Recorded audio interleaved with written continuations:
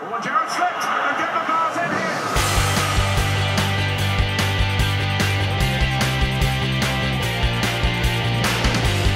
Here's Rodriguez again. It's a stunning volley.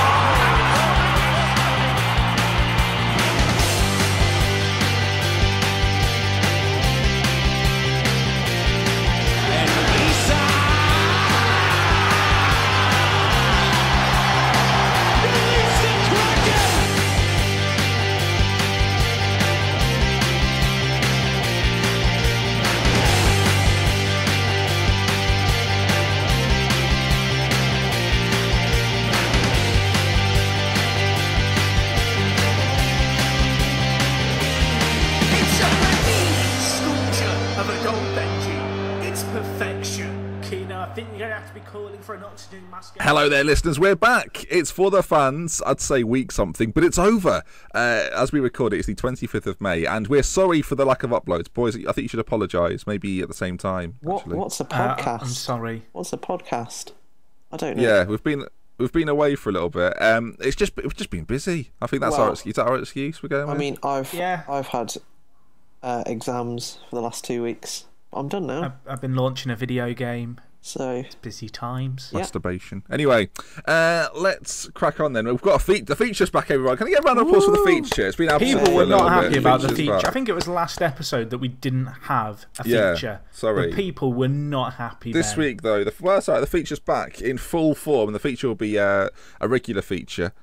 I feel the feature's a bit of an anti-hero at this point, isn't it? It's kind of, everyone loves to hate it, but when it's gone, you say you don't like it. When it's gone, you do miss it. So anyway, I've got questions for Jack and I've got questions for Keno, and it is a head-to-head battle. 7 questions each about not necessarily about the Premier League, but generally speaking about the Premier League. You'll see as the questions go on.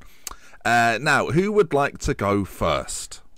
I'll go first, Jeff. Jack has opted to go first. Jack, question number 1 for you. Oh, by the way, you get a point for getting it right, and it's 2 points for a steal. So if you get it wrong, steal is available. Please bear that in mind. So, for example, some questions have multiple answers. So if you say I don't know, 5 of the 6 correct answers, the other person can use all of your answers and steal. So be aware of that. Ooh. Okay, Jack, for you. Ready? Yes. Norwich City were relegated this season and had 4 players on loan, all of which made more than 7 appearances. Can you name the players that were on loan at Norwich this season? Okay, I've got 2 of them off the bat. There was 4 of them. Hit me with them. I don't want to say them because if I don't get the 4th, I don't want to say them. Good question. Jack, good point. Well, Keno can still steal. Tell you now, but yeah. I don't know any of them, so this one's safe. Okay. I know 3 of them, definitely. It's just there's one more that I'm really not sure on. I know which one you're not sure on as well. I'll say the ones I know. Andre Wisdom. Correct. Jarvis. I shouldn't say correct, should I? Okay. And Bacali. Okay, there's one more. Otherwise, it goes over to Keno, and he does get the chance to steal. So this guy did play some games. He made 7 appearances. 7? At least 7. That is a noticeable amount of appearances, isn't it? Yeah, it is. 7, I checked. Yeah. Oh, I feel like I should know. That's I'm going to have to push you, Jack. Do you know it, Jack? Oh, I do know it. Go on. Patrick Bamford. Oh, yes. That's a point. Well done. 1 point to Jack. That's a really obvious one now that you think about it. It is obvious, but we shouldn't let it go that the fact that Patrick Bamford has been woeful everywhere he's been this year. Well, he was, but he didn't really. It's not what he played, has he? A bit unfair on him. Really. We'll come on to Patrick Bamford later in the Bamford chat moment. There might be a reason for the fact he's not played. But, He'll go to Villa next year. Keno, question for you. Bournemouth has the lowest capacity for a stadium in the Premier League, at least this season. I didn't research it, but for which team has the next smallest capacity? I knew you'd say that. So Bournemouth had the smallest with about 11,000 something. Who is the next team up? I'm sort of working my way across the country here. Yeah. Okay. Again, Jack. Do you think about it, Jack? There's a chance to steal. I'm mulling it over. I think I know it. Okay. There's 2 pretty close, but this is the second. Yeah, I feel like I have a good idea over the 2 that are close, and it's just. Okay. I'm just going to put a hoodie on while you think about it. Okay. I mean, is that how tense it's getting? Yeah, well, things are hotting up, and I'm going to make them hotter. Next, all right, come on. 3, 2, 1. I'll go with Swansea. Point. That isn't what I was going to say. Yes. I was going to say Watford. Watford is the next highest. Yeah, Watford's the next one. But that's a point to Keno. Well done. Oh, well quite done to you. That one, actually. Jack, back on to you. So far, good questions, I think. Jack, who scored more Premier League goals? Fabio Borini, Patrick Van Aanholt, Jeremy Lenz, Stephen Fletcher, Duncan Watmore, Jack Rodwell, Jan M'Vila combined, or Jermaine Defoe? Jermaine Defoe got like 16, and I don't feel like Sunderland got another 16 between the entire side. But so could this be a trick question, Jack? I mean, it could be. See, the thing is, okay, Sunderland. I've got the table in front of me for later on, so I know that Sunderland scored 48 goals. You've wound him up and let him go, right? So what do you think, Jack? Who scored more? Okay, well, I've got the table in front of me for later, so I know that Sunderland scored 48. So now the question is, did Jermaine Defoe score? Was it 15 or 16? He scored? I can't tell you, mate. See, I think everyone else might have scored more just because there were so many players. That's quite a lot of goals. Borini, Van Aanholt, Jeremy Lenz, Stephen Fletcher, Duncan Watmore, Jack Rodwell, and Jan M'Vila, who scored a lovely free kick against Villa.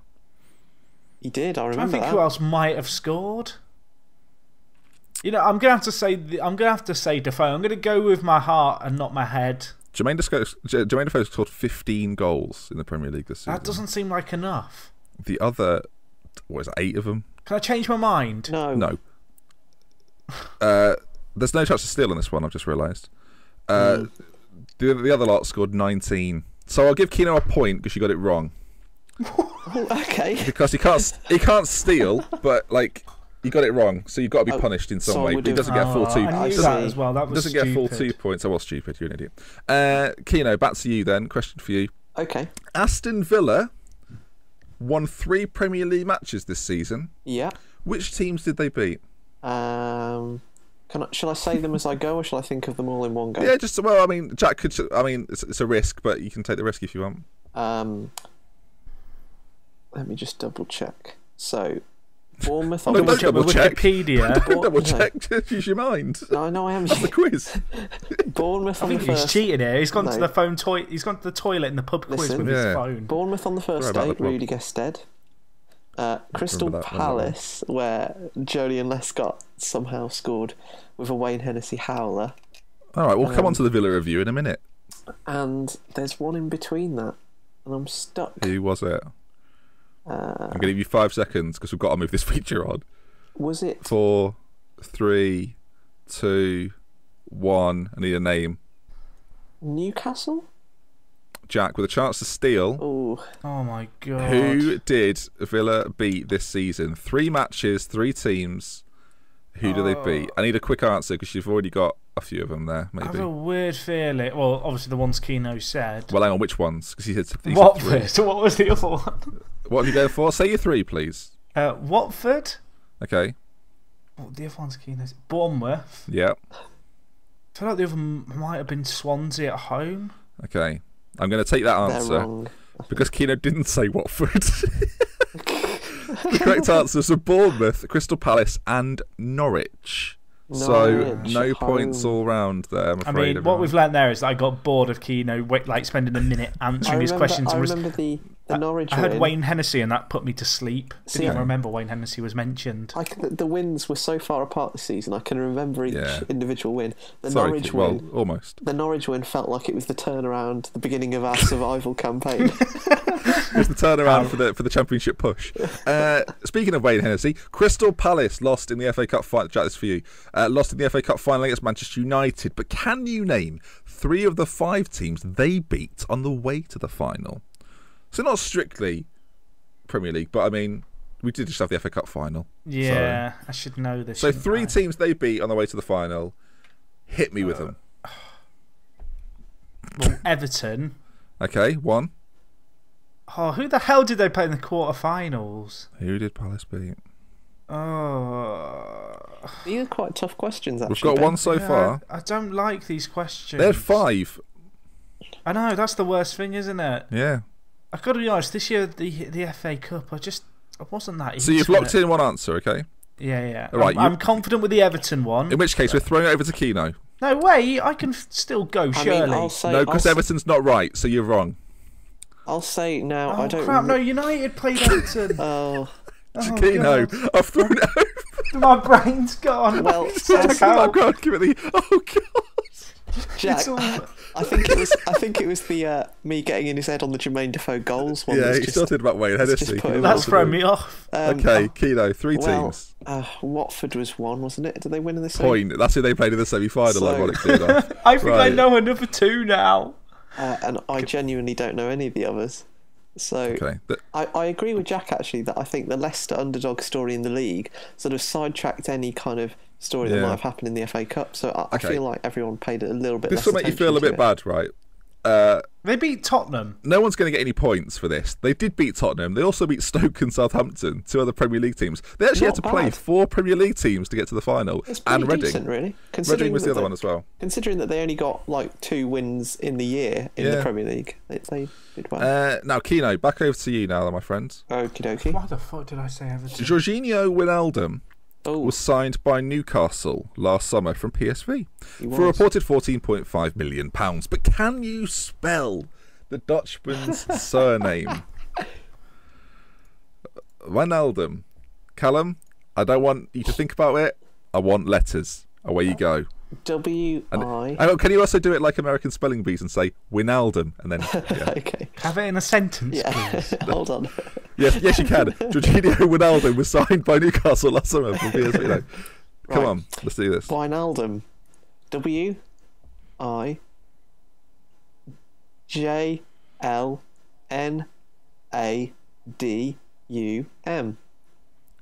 Incorrect. Oh no. Jack. So Wijnaldum. That's how you say his name, right? Yeah. I got the. Because I feel like Keno's opening Spanish is probably right there. Wijnaldum. Carry on. I'll go W-I-J-N. Oh my God! Aldum. Oh no! A-L-D-U-M. Point. Keno threw an extra L in that he didn't need. I know, and I wasn't. Oh. It sounds more complicated to spell than it is. So 2 points, Jack. Well done. Back in the game there. It was a genuine mistake. Jack. Leicester City chairman is called Vichai Sharivahadhana Prabhababa. Spell that surname. Indeed. If you ask me to spell this, I'm jumping out of a window. Spell his surname. Please tell me that's a joke. You can't even say the guy's name. How can I answer how to spell it? It's 18 letters. Away you go. Can you say his name again, please? I'm joking. The real question is Leicester City wear a lovely blue kit. Can it not be how to spell Vardy? Leicester City have a lovely blue kit. But who is their main shirt sponsor? King Power. Point. Oh, it's an easy one. Easy. Jack, I will give you because it is quite an easy question. It's 2-layered. What is King Power? It's the company that the guy whose name you asked me to spell. Yeah, but what are they? What do they do for the extra point? Because it is an easy. Aren't they?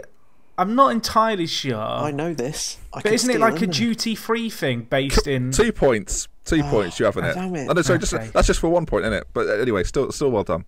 You got that. I'll give you a point anyway. The only reason I know is because they were milking it on the end of the season live com. Yeah. End of season live com. End of season Leicester match. Keno, we've just had quite an easy question for Jack. Harry Kane won the Golden Boot. How many goals did he score in the league? I mean, that's more difficult than. You won the Golden Boot. What does King Power mean? Did he score 25 goals? Point. Blimey, that was on the brink, wasn't it, listeners? I knew that as well. I was sat there with my mouth open as he said 24. Vardy was one less, wasn't he? So. Indeed. Marcus Rashford had 11 appearances in the league for Manchester United this season, which earned him an England call-up. How old is he? All right, I've got to work backwards here because I need to work out how old he is in my FM save. I will say now, he was this age for the entirety of his appearance. It's either 17 or 18. Well, what are you going for? I think it's 18.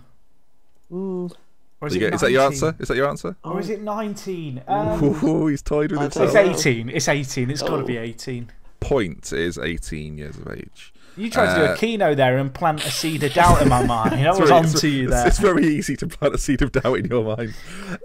Keno, Vincent Kompany had another season Vincent Kompany had another season ruined by injury. Within 5, so you could be 5 away and still get the point. How many appearances did he make in the league? Oh, obviously you've got quite a particular number, but you can get it within 5. I thought you were going to say, is that 2.5 either side? Because 5 either side's incredibly generous. Sorry, Jack. Are you the feature man, or? All right. No, I'm just saying 5 either side is very generous because that's a range of 10. All right, 4 either side. Better. I thought you were going to ask how many injuries he'd had. No, I know that one. Yeah, and what were they? 33. No. How many appearances did he make? It can't be more than within 4 either side, we'll say. Yeah, I think about 13. Do you know what? You'd have got it anyway. It was 14. Ooh, very, very good. Very well done. Not bad. With 1 question each to go, if I'm not mistaken. Oh no, sorry. Have I missed a question out somewhere? Oh yeah, no, sorry, not with 1 question each to go. We've got to carry on. Let's drag this feature out. Jack, Ronald Koeman had an excellent season for Southampton this year, but which team did he manage previously to Southampton? Ooh, that's gosh, tricky. It's a Dutch team. Well, or is it? But which one? If it was a Dutch team. Don't do this to me. I don't know, plant the Ben. seed. It might not be. Plant the seed. Which French team did he manage? I can't You monster. Come on then, let's do this. Wasn't Ajax, and it's between PSV and Feyenoord, I think, or maybe it can't be like the test. No, it's one of the big. It's one of the big 3, but it's not Ajax, so it's one of the big 2. Could be Leon. Could it be Leon? I don't know. Anyway, sorry. I feel like a bigger deal would have been made if he'd sold Memphis, or if Memphis was sold to the Premier League. Like it would have gone on about him. He'd been managing. He'd been managing in the Premier League before Memphis was sold. I think it's Feyenoord. That's true. Well, no, because I feel like there would have been something made in the commentary about they used to be manager and player features. Jack, can I have an answer, please? Feyenoord. Point. Well done. Let's go. Did Kino. he manage PSV at some point? Maybe, I'm not sure. It's not my quiz. Kino. Arsenal came second in their Champions League group. Can you name 2 of the 3 teams that were in that group? Repeat the question, sorry. Arsenal came second in their Champions League group. Can you name 2 of the other 3 teams in said group? Can you name 1? Yes, Bayern Munich, and there was a Dynamo. Now, I'm worried about the Dynamo I'm going to choose. Is it the Magician? That's distracting me. That genuinely has thrown me. Is it the man that walks on water? Where did he finish? Was it Dynamo Zagreb?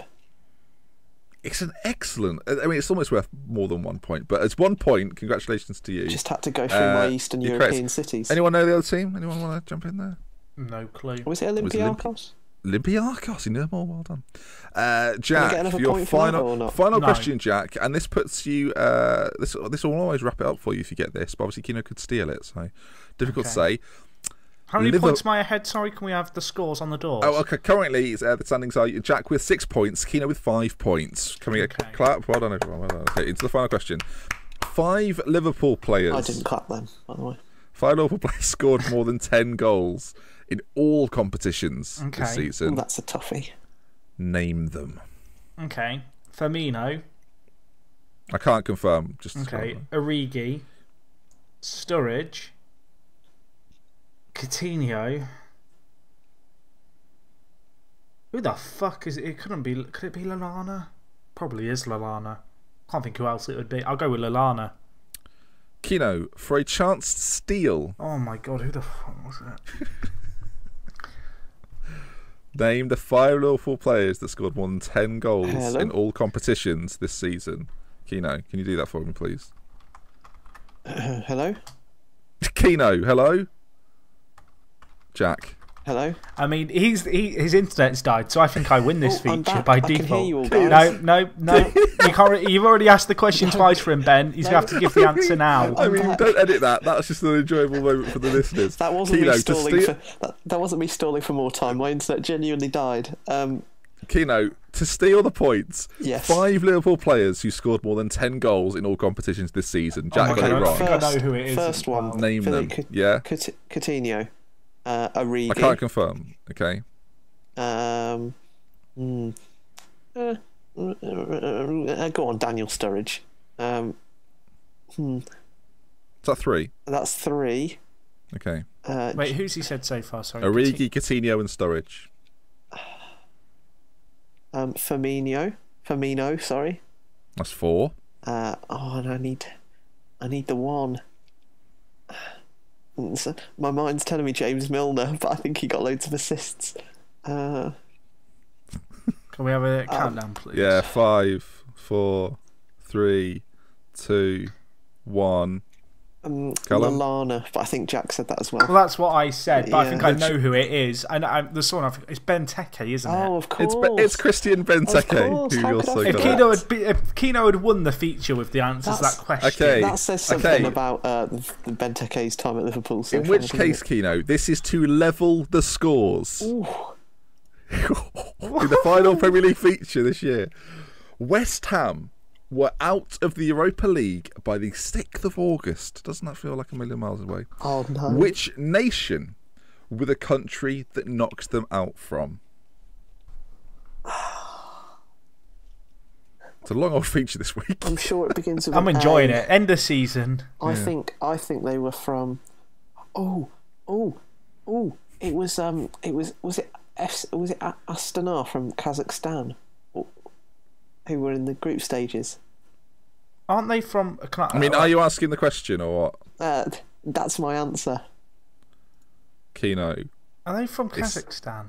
It's incorrect. Oh, I think it's Romania. No, they are from Kazakhstan. The correct answer, and he's stolen it, is Romania. It was Astra Giguria or something like that. Anyway, Romania. And Jack, unbelievably... Yes! Wins this week's feature. But luckily, viewers, he's willing to put it all on the line for this tiebreaker question. I'm not consented to this, for the record. For the judge and jury. Oh, leave it to the guy who does the feature, I heard earlier on.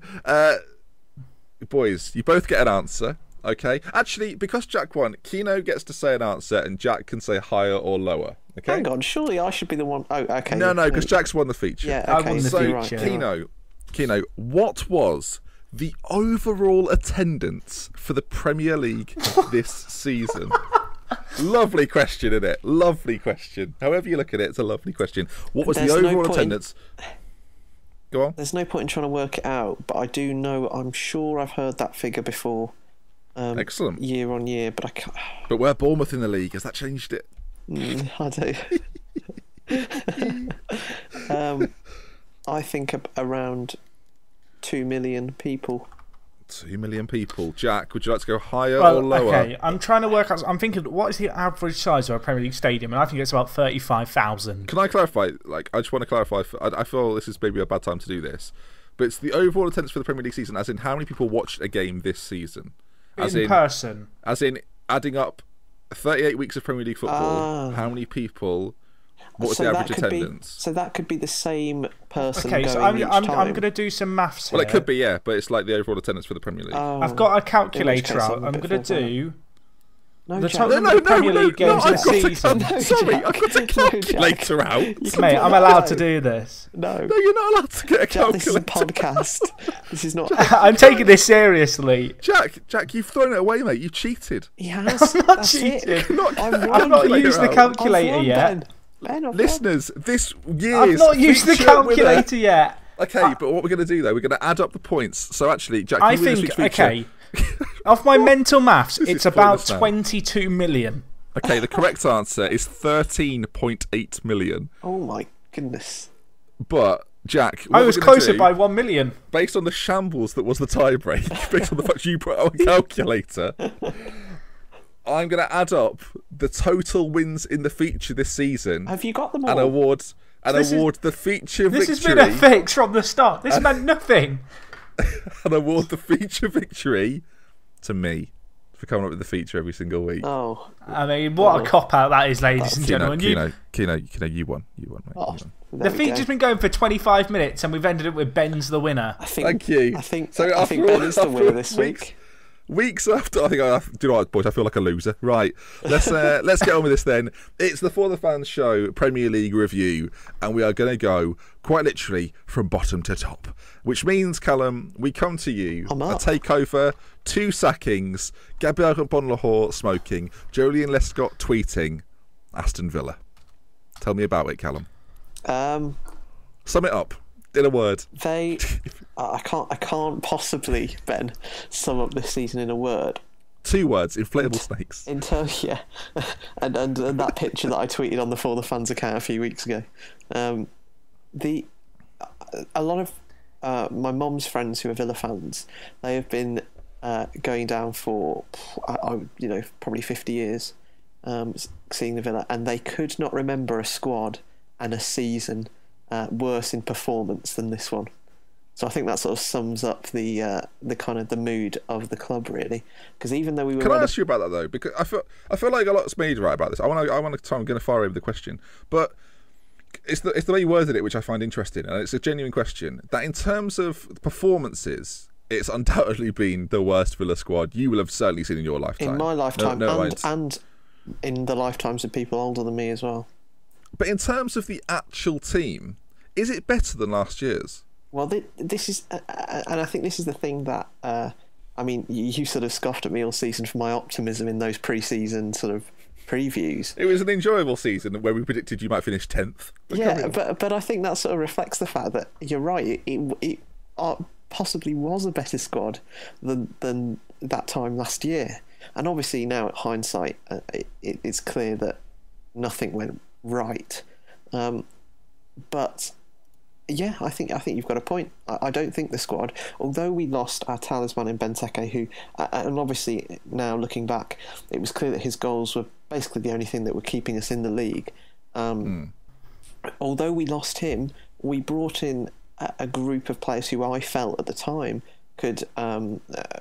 would be better on the whole than what we'd had before. And obviously, wasn't the case. But I think you're right. Yeah, I think you were right. Was he? I mean, this might be an obvious question after what you just said, but was he a bigger loss than Delph? Oh, I don't think in terms of in the midfield we've missed Delph at all this year. I don't think that was the problem, because if you look at someone like Idris Gueye, who leads, or just behind Kante, leads the Premier League. I mean, it's been said quite a lot that he is second of all midfielders for tackles and interceptions. They were stats that Delph was sort of up there in the last few years. I don't think we've missed Delph, but clearly the attacking sort of intent hasn't been there. And really, it wasn't there when Benteke was there either. But he was just so good that he could guarantee you goals, game on game. If you wonder what happened to him, Keane, I've got to be honest. I know. I forgot about him in the feature. So we'll kind of wrap. He did. We'll wrap Villa up. Really, I feel like we spoke about him quite a lot this season. Going into next season is kind of what I want to talk about. You've obviously got a new owner. You're going to have a new manager. What's the feeling amongst Villa fans now? I think people that listen to the show, you may be like one of the only Villa fans they regularly hear from. Yeah. So how do you feel now when you've been down for a long time, but you go into the Championship? You'll be one of the favourites for the Championship, you'd assume. Despite what happened this season, you can have some money to spend. You've still got a squad that we've kind of just said there that is capable. So how do you feel right now? I think we will be favourites, or one of the favourites. I mean, Rafa Benitez looks like he's going to stay, and we'll talk about that in a bit. 3 years. I think that we will still be one of the favourites, and I think that has been confirmed now that we do have the new owner. In terms of thoughts on Dr. Tony, as he's become known, it's too early to say, because although it's quite refreshing to have an owner who comes out and does communicate with the fans, which we've not had for 5 years or more.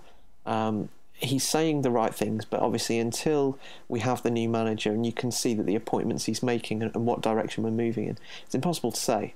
But I would say it's one of very, very cautious, sort of slight optimism in terms of the fans that I speak to. I think cautious optimism is the best way that you could describe yourself looking to next season. I would predict that if I had to guess. Well, how do you feel about it? But you've come bottom. I mean, I said at the start of this, can you sum up the season in a word? I feel like we should almost try and do this for every team. Have you got a word? We'll come to Jack for a word in a minute, but have you got a word? Forget. Jack, have you got a word for Villa season? Predictable. I hate to say it. I feel like that Villa side, you looked at it with the players they lost. I feel like it was a foregone conclusion. I don't agree. Oh, God, you floored me. That was good. It was just so brutal. That's kind of why I came to you. Okay, we let Keno take a look at Villa there, Jack. On to Norwich, a team that I think you know all of the loan players from this season. I do. Prove my knowledge. And I think me and you know about Norwich more than most people that us, like, aside from Norwich fans. I feel like we know quite a lot about them.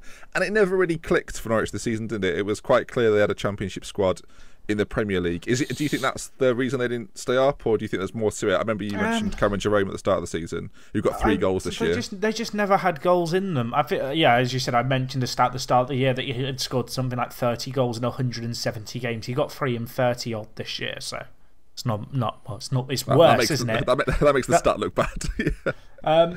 Honestly, I think for Norwich, as cruel as it is, they were always relying on really their heart and spirit carrying them for a little bit. How it's fallen for Bournemouth this year, and the difference between Bournemouth and Norwich is goals. I think Norwich's real turning point in the year, and this might seem somewhat controversial, was the sale of Bradley Johnson on deadline day. A player who scored 15 goals in the Championship from midfield in a team that's severely lacking goals, and you let him go to Derby County of all teams. Now, there's obviously a lot of speculation about why he left, and there might have been more than meets the eye, but for me, that's a massive factor. I think you look at their strikers they had throughout the year, some of them moved on, the likes of Graben, players like Van Wolfswinkel and Hooper just were never given a chance.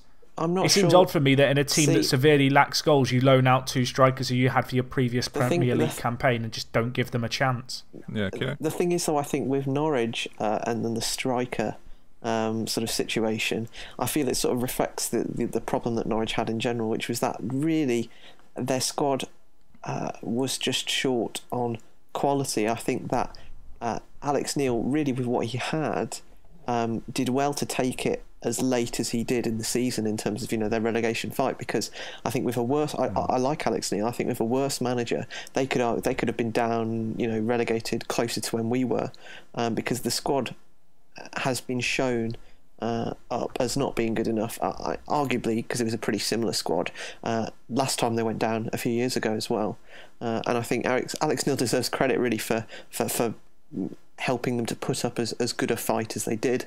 Obviously it went down to the second last day, so I think with the strikers, Hooper never showed it in the Premier League. Van Wolfswinkel obviously had that sort of comical run of without scoring. Cameron Jerome-esque season. Yeah. And as you mentioned him, Cameron Jerome, if a team, that's sort of the hallmark of a relegation fight, isn't it really? If you've got Cameron Jerome anywhere near your team.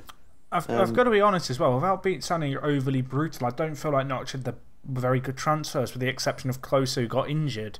And you look at the other players they brought in, they just didn't have the impacts, especially when you look at the likes of Naismith for £9 million. That is a massive player to have lumped a hugely disappointing with your club, because you're not going to be able to sell him on to another Premier League team. You're not going to get £9 million for him now after that last 6 months. And you wonder what will happen to him, though, in the Championship. It's a bit of a weird transfer, really, because Norwich, I don't want to say they went in with this mindset, similar to how I think Bournemouth started the year, where they kind of thought, oh, well, it's going to be a hard season, let's play to go down and come back up. I think that's always... Norwich are a team that are run sensibly, but at the detriment of the club in a lot of ways. There's some Premier League teams which are ran sillily, and it kind of just works out. Should I make a prediction on Naismith? Back to Rangers. You reckon? I mean, that's not a bad shout. It's a very good shout. I think the Naismith one is possibly the most disappointing of the lot, really, because when he was brought in, I think almost everyone said that that's a savvy signing that should, The issue for Norwich really is the goals. As much as we talk about the lack of quality elsewhere, I feel like there were spells in most games I saw with them where for maybe 5-10 minutes they at least looked like they should be scoring. And often in those games they had chances. You think of that United game at the end of the year where Jerome had a free header in the box in the first 10 minutes. Norwich had a spell of kind of dominance. The issue was there was never any kind of end product there. And you look at the strikers they brought in. They brought in a lot of strikers this year to try and solve that problem. Bamford, Naismith, Mbakani. No one did the business for them. Yeah. I guess the point I'll make is that you look at the league table and you see that I think Alex Neil did have a good season, but I think at times this season he would probably say himself he was quite naive, that Sunderland had 5 more draws where Norwich had losses.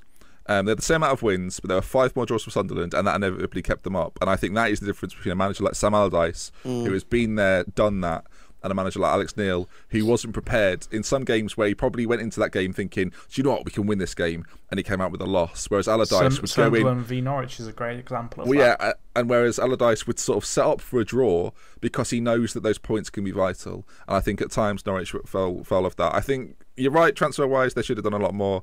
I think there's a reason David McNally's left. The chief executive. Well, he's had a breakdown, hasn't he? What, like literally? Yeah, he literally had a breakdown, went out on a bender, had a row with his wife in the director's box after the second to last game of the year against Watford. Exclusive info on ForTheFans from the... Cheers, yeah.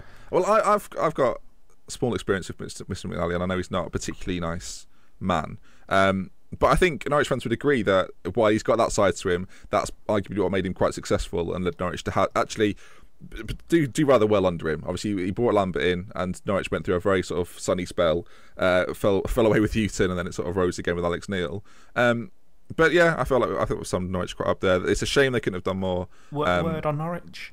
Word on Norwich, I would say... I mean, used it for Villa, but I think predictable is probably quite a good word for I was going to go with with that, but then can I have two words? I want to go with Ed Balls. Ed Balls, okay, yeah, good. I love it. I like that. Have you got a word for Norwich? That's perfect. I'm going to agree with Jack on Ed Balls because it's the kind of thing that I would say. I'll have Ed. You can have Balls. Okay, there we go.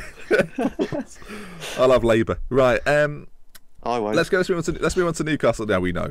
We'll move on to Newcastle. 37 points wasn't enough to keep them up. Obviously, I think we spoke about Newcastle a few weeks ago actually, so we won't touch on them too much. That they kept McLaren too long. They left Rafa with quite literally too much to do. They showed quite a lot of spirit towards the end, but a bunch of mercenaries will do that when they're looking for a move.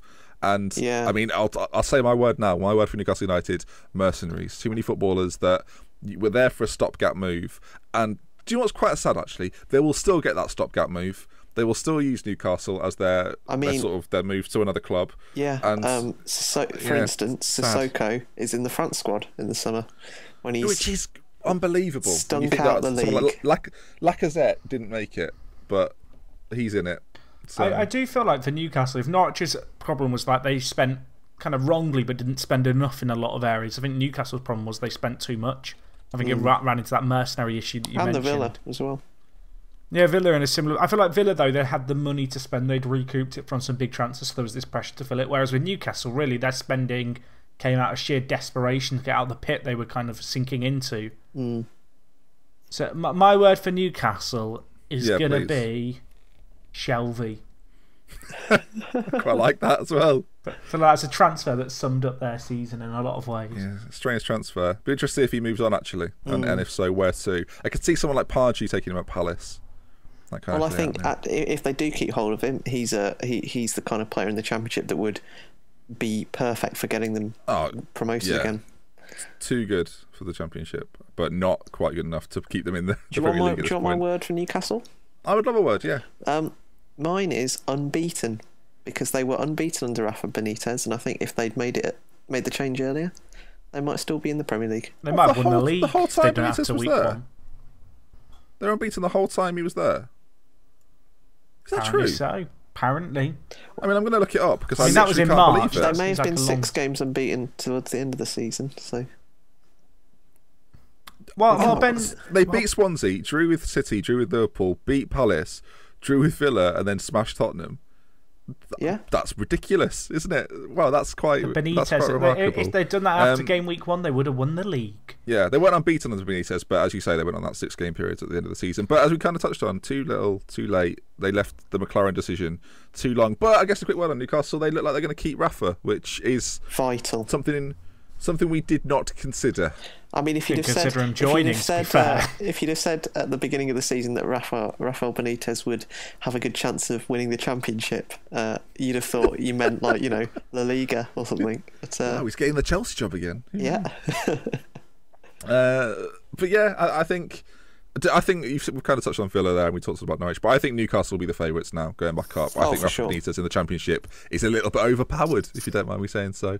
So yeah, and on the reverse of that, we go across to Sunderland, who bloody did it again, didn't they, Jack? Who pigging knew?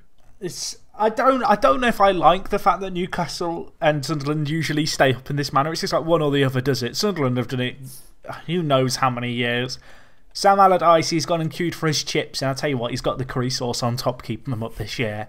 That's my highlight of the season, that, actually. I forgot about that. Defoe was incredible for them. I feel like I mentioned the fact that I thought Defoe's goals could keep them up. And they really did. Like, if you look at Sunderland's goal tally, it was the highest out the bottom kind of 8 teams. Yeah. Which, whilst they had defensive issues, like the amount of goals they scored, and even the players you reamed off during the feature, like they really give you an idea of the fact there were goals coming from everywhere. You look at the Norwich side, I think the highest goal scorer had 4 goals. That might it might be direct 3. I think Redmond had 6, and then Bacani had maybe a few more. I don't know. Are you sure? I'm going to check this, but it's an underwhelming year for a lot of the teams down there, and I feel like for Sunderland, when Big Sam went in very early on, let's remember Sunderland did make that change very early on.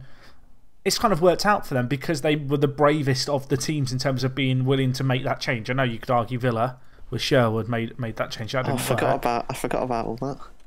But that was a lifetime ago for you, Callum. A lifetime ago, 1 year ago we were getting spanked in the FA Cup final. The thing is, Sunderland were spanked by Burton Albion. Sunderland spent money in the windows and brought players in, but I actually feel like they brought in some half-decent players. I feel like Defoe was a good one. Who was the centre-mid, that little defensive player they signed? Kirchhoff. I think he had a good second half of the year, really, after that first game that was a disaster. I feel like for Sunderland fans, they'll be relieved more than anything. And Sunderland are a team who now are going to want to build off that, particularly, I think, when you look at the Premier League teams next year. I feel like looking at Watford, Bournemouth, and then the newly promoted teams. I don't want to say it's a weak bunch coming up, because obviously the top kind of two in the Championship, along with Brighton, are way ahead clear. But on the flip side, I feel like there's some definitely harder teams that could have potentially come up from the Championship, which is undoubtedly a very kind of competitive league. It's going to be very much like it was this year, really. It'll be interesting to see what the teams that come up do with the money they're inevitably going to get. Like that is the key thing. We've seen this year, Watford and Bournemouth both spent it wisely. Norwich didn't, and they're the team that went down. And I know it's very easy to say retrospectively after they've gone down and we've seen an entire season. Yeah. But we watched it pan out throughout the season. This wasn't like a big shock. This was coming for like a few months, I felt like. And it was clear that Watford had a plan, as did Eddie Howe at Bournemouth, and they perfected it. And the first team to do that comes up from the Premier League, because it's usually is a battle for those 3 teams coming out, but one of them, maybe more than one of them, will go back down. So it's going to be pivotal to see. And you've already seen Middlesbrough today, I think it is. I've gone after Victor Fisher from Ajax, who is very highly rated, the Danish guy. That would be an incredible He's tailed off signing apparently in the last 3 years. But like, for him even to consider Middlesbrough as the next step for a player like him, you often see a player like that go to someone like Porto, get a bigger move. I know it seems strange, but you do see that kind of thing happen. I'm thinking of like Stephen Defoe. He was injured for a while though, and he only played like a handful of games this year. But I feel like at the price, it's a punt. Yeah, but I think Middlesbrough have to take. I think you have to go with the right. Like as a team coming up, you have to go with the right blend of taking a few punts, but at the same time getting players that have got something to prove. And a player like Victor Fisher, who has obviously had problems at Ajax and is getting a move to a Premier League club, has got something to prove, and that's really important. And there's a big argument actually. That was we was kind of talking about Norwich a lot here than I anticipated. But there's a lot of players there that didn't have that much to prove. Stephen Naismith being the prime example. Gary O'Neill. I've not got much to prove. Well, O'Neill was one of Norwich's better performers, but with Naismith, he didn't have that much to prove. He came in and it was too difficult. Whereas you gave people a chance at Bournemouth, and Watford was a good example as well. We'll come on to those them in a minute. That I think in this sort of section, by the way, we're talking about Bournemouth and Watford. I feel like we're encapsulating that in the sort of their chatter. But there are 2 teams that came up and bought really well, and there was a lot of question marks. I guess we'll touch on Watford actually. A lot of question marks on Watford, Jack, to whether what they were trying to do would work, and it did work. They got to an FA Cup semi-final and finished 13th. What have you made of Watford this season? We've not spoken about them too much during the whole podcast because they weren't at the top and they weren't at the bottom. They've just been safe. I don't want to say they've been fortunate this year, because I feel like that's a kind of unjust. But I look at the first half of the year and how well Ighalo and Deeney performed together. And in the second half of the year, I think they got 3 wins after Christmas. I feel like they got figured out a little bit. And I feel like, obviously, Kike Sanchez-Flores getting sacked, I don't feel like that's particularly unjust when you actually look at their form. I know they got to a semi-final. If you told Watford fans at the start of the year, you're going to get to a semi-final and you're going to finish quite comfortably in the Premier League, there's going to be no real doubt about you being relegated at any point, it would have bitten your hand off for it. But I think the nature of it has kind of cost them. And I think the issue that I take with the kind of sacking and just this whole thing in general is the fact that, yes, Watford underperformed in the second half of the year, But I think they actually overperformed in the first half of the year, and that is what's made the second half look so bad. And I know it's easy to say that in retrospect, but I think you look at Deeney and Igalo's stats for the first half of the year and the second, they were a two-man band for the first half of the year, Watford. I know some fans aren't going to appreciate me saying that, but I feel like when you look beyond that team and when those two players weren't performing, I don't want to say they look like one of the weaker teams in the league, but I feel like they could have very easily finished a good few places below 13th.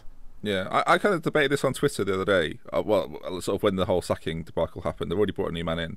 But I was saying that when you're a team like that, okay, I'll start by saying this: that Watford fans wanted change, and they weren't getting change from Flores, and that's arguably been part of the reason he's left.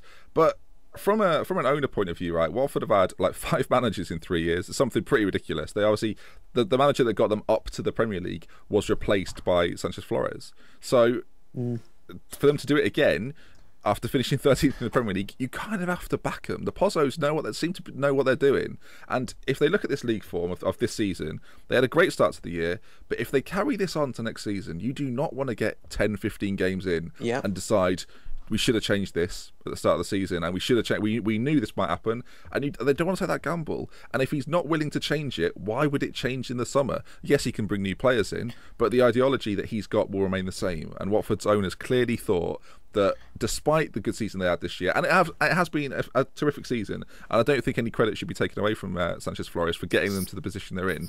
But from an ownership standpoint, if you can see a ship starting to sink, you want to make sure the person that's sinking it gets off before you carry on. Well, there was a lot of rumours, wasn't there, about Sanchez Flores his agent trying to flog him out to Spain over Christmas. And it's been kind of rumbling on, even when they were still in the FA Cup, that he was potentially going to get cut at the end of the year. And there was lots of interviews towards the end of the season with him where it's like, oh, are you going to be staying on? And he seemed to know at that point he'd been sacked. Part of me wonders if part of the reason he didn't change the side towards the end was kind of to prove a point. Like, he knew he was going, because I feel like it was a bit like the Van Gaal one in a lot of ways. The difference being that there's less of a circus following perhaps Watford than there is Manchester United in terms of, the hoorah around the manager, because it's just a smaller club. Yeah. But part of me wonders if he was, I don't want to say he's being bitter and kind of, intentionally not changing his team, but I feel like there was an element of, what's the word I'm looking for? He kind of conceded defeat.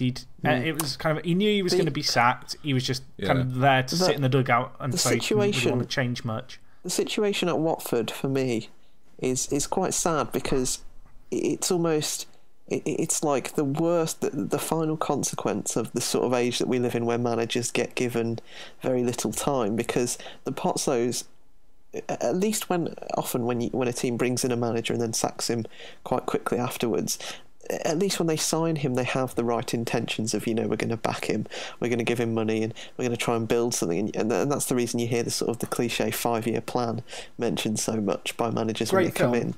But the thing with the Pozzos is it's like they seem to recognise and just fully accept the fact that managers now are almost, the players are permanent and the manager is almost temporary, and it's just quite sad. I think that we've reached a point in football where that is a sort of a conscious decision by owners of clubs to do that. And I feel sorry for Flores, because although I think at times Watford have been quite wooden in the way they've played, I think they've relied too much on Igalo's goals when they dried up in the second half of the season.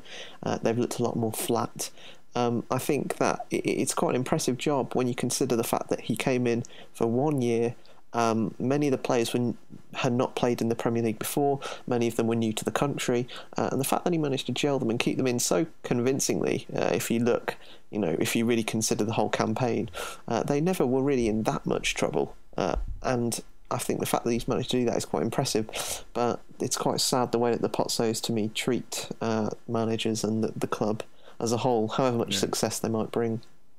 I think there's two. We'll kind of wrap this up now, but there's two sides of the Watford thing, and people don't take this into account when a manager is sacked. I think everyone agrees that he's done a good job. I think we all agree that. We all agree that he's done a great job with Watford this season. But it depends on who you bring in. Southampton are the best example of this. That they signed. Remember when Nigel Atkins was sacked? And everybody thought it was outrageous. Again, foreign owners coming in here, a manager does well for them, then they bin him off. Got Pochettino on, and he moved them forward. And now this season, Southampton finished 6th with Koeman, who then followed on the project from Pochettino. I think sometimes the managerial change is good, is what I'm getting The thing with Southampton, though, I agree with that, and I think actually I am a proponent of making the sort of those kinds of changes. I think the difference is, at least at Southampton, there is a sense of long-termism in terms of the manager. Pochettino was poached by Spurs after being so good, and the reason that Koeman might leave in the future is when someone like an Arsenal poaches him. I think at Southampton they still give the manager time to build the team in his own image for sort of the good of the long-term health of the club. Whereas, I think that's where the difference is, Ricky. That precisely. That Southampton are willing to let the manager build the club in their in the manager's image, where the Pozzos are most certainly building the club in their image. That's what disappoints me a little bit about it, to be honest, because part of me thinks, why don't you just manage the team as well? Put one of your family in charge of the team. But as a fan, aren't you kind of? Are you that bothered about the ideology that a manager's installing and the system he's playing and how good the football is, or do you just want to be supporting a team that wins? I think there's different sets of supporters that will see that differently. I think, and personally, and this is probably why I'm raising the issue, and we've had a lot, and maybe this is born out of the frustrating change of managers that we've had for the last decade, basically at the Villa. But I personally would prefer to see a team do slightly worse if you had the sense, as there is at somewhere like Southampton, that there is a philosophy behind the style of play. But people are different. Jack, Bournemouth. We talked a little bit about Watford there. Eddie Howe has done. I mean, again, with everything that's gone on in this Premier League season, I feel like it's been massively overlooked. But Eddie Howe has done a magnificent job. I don't think I'd say up. I'll say it now.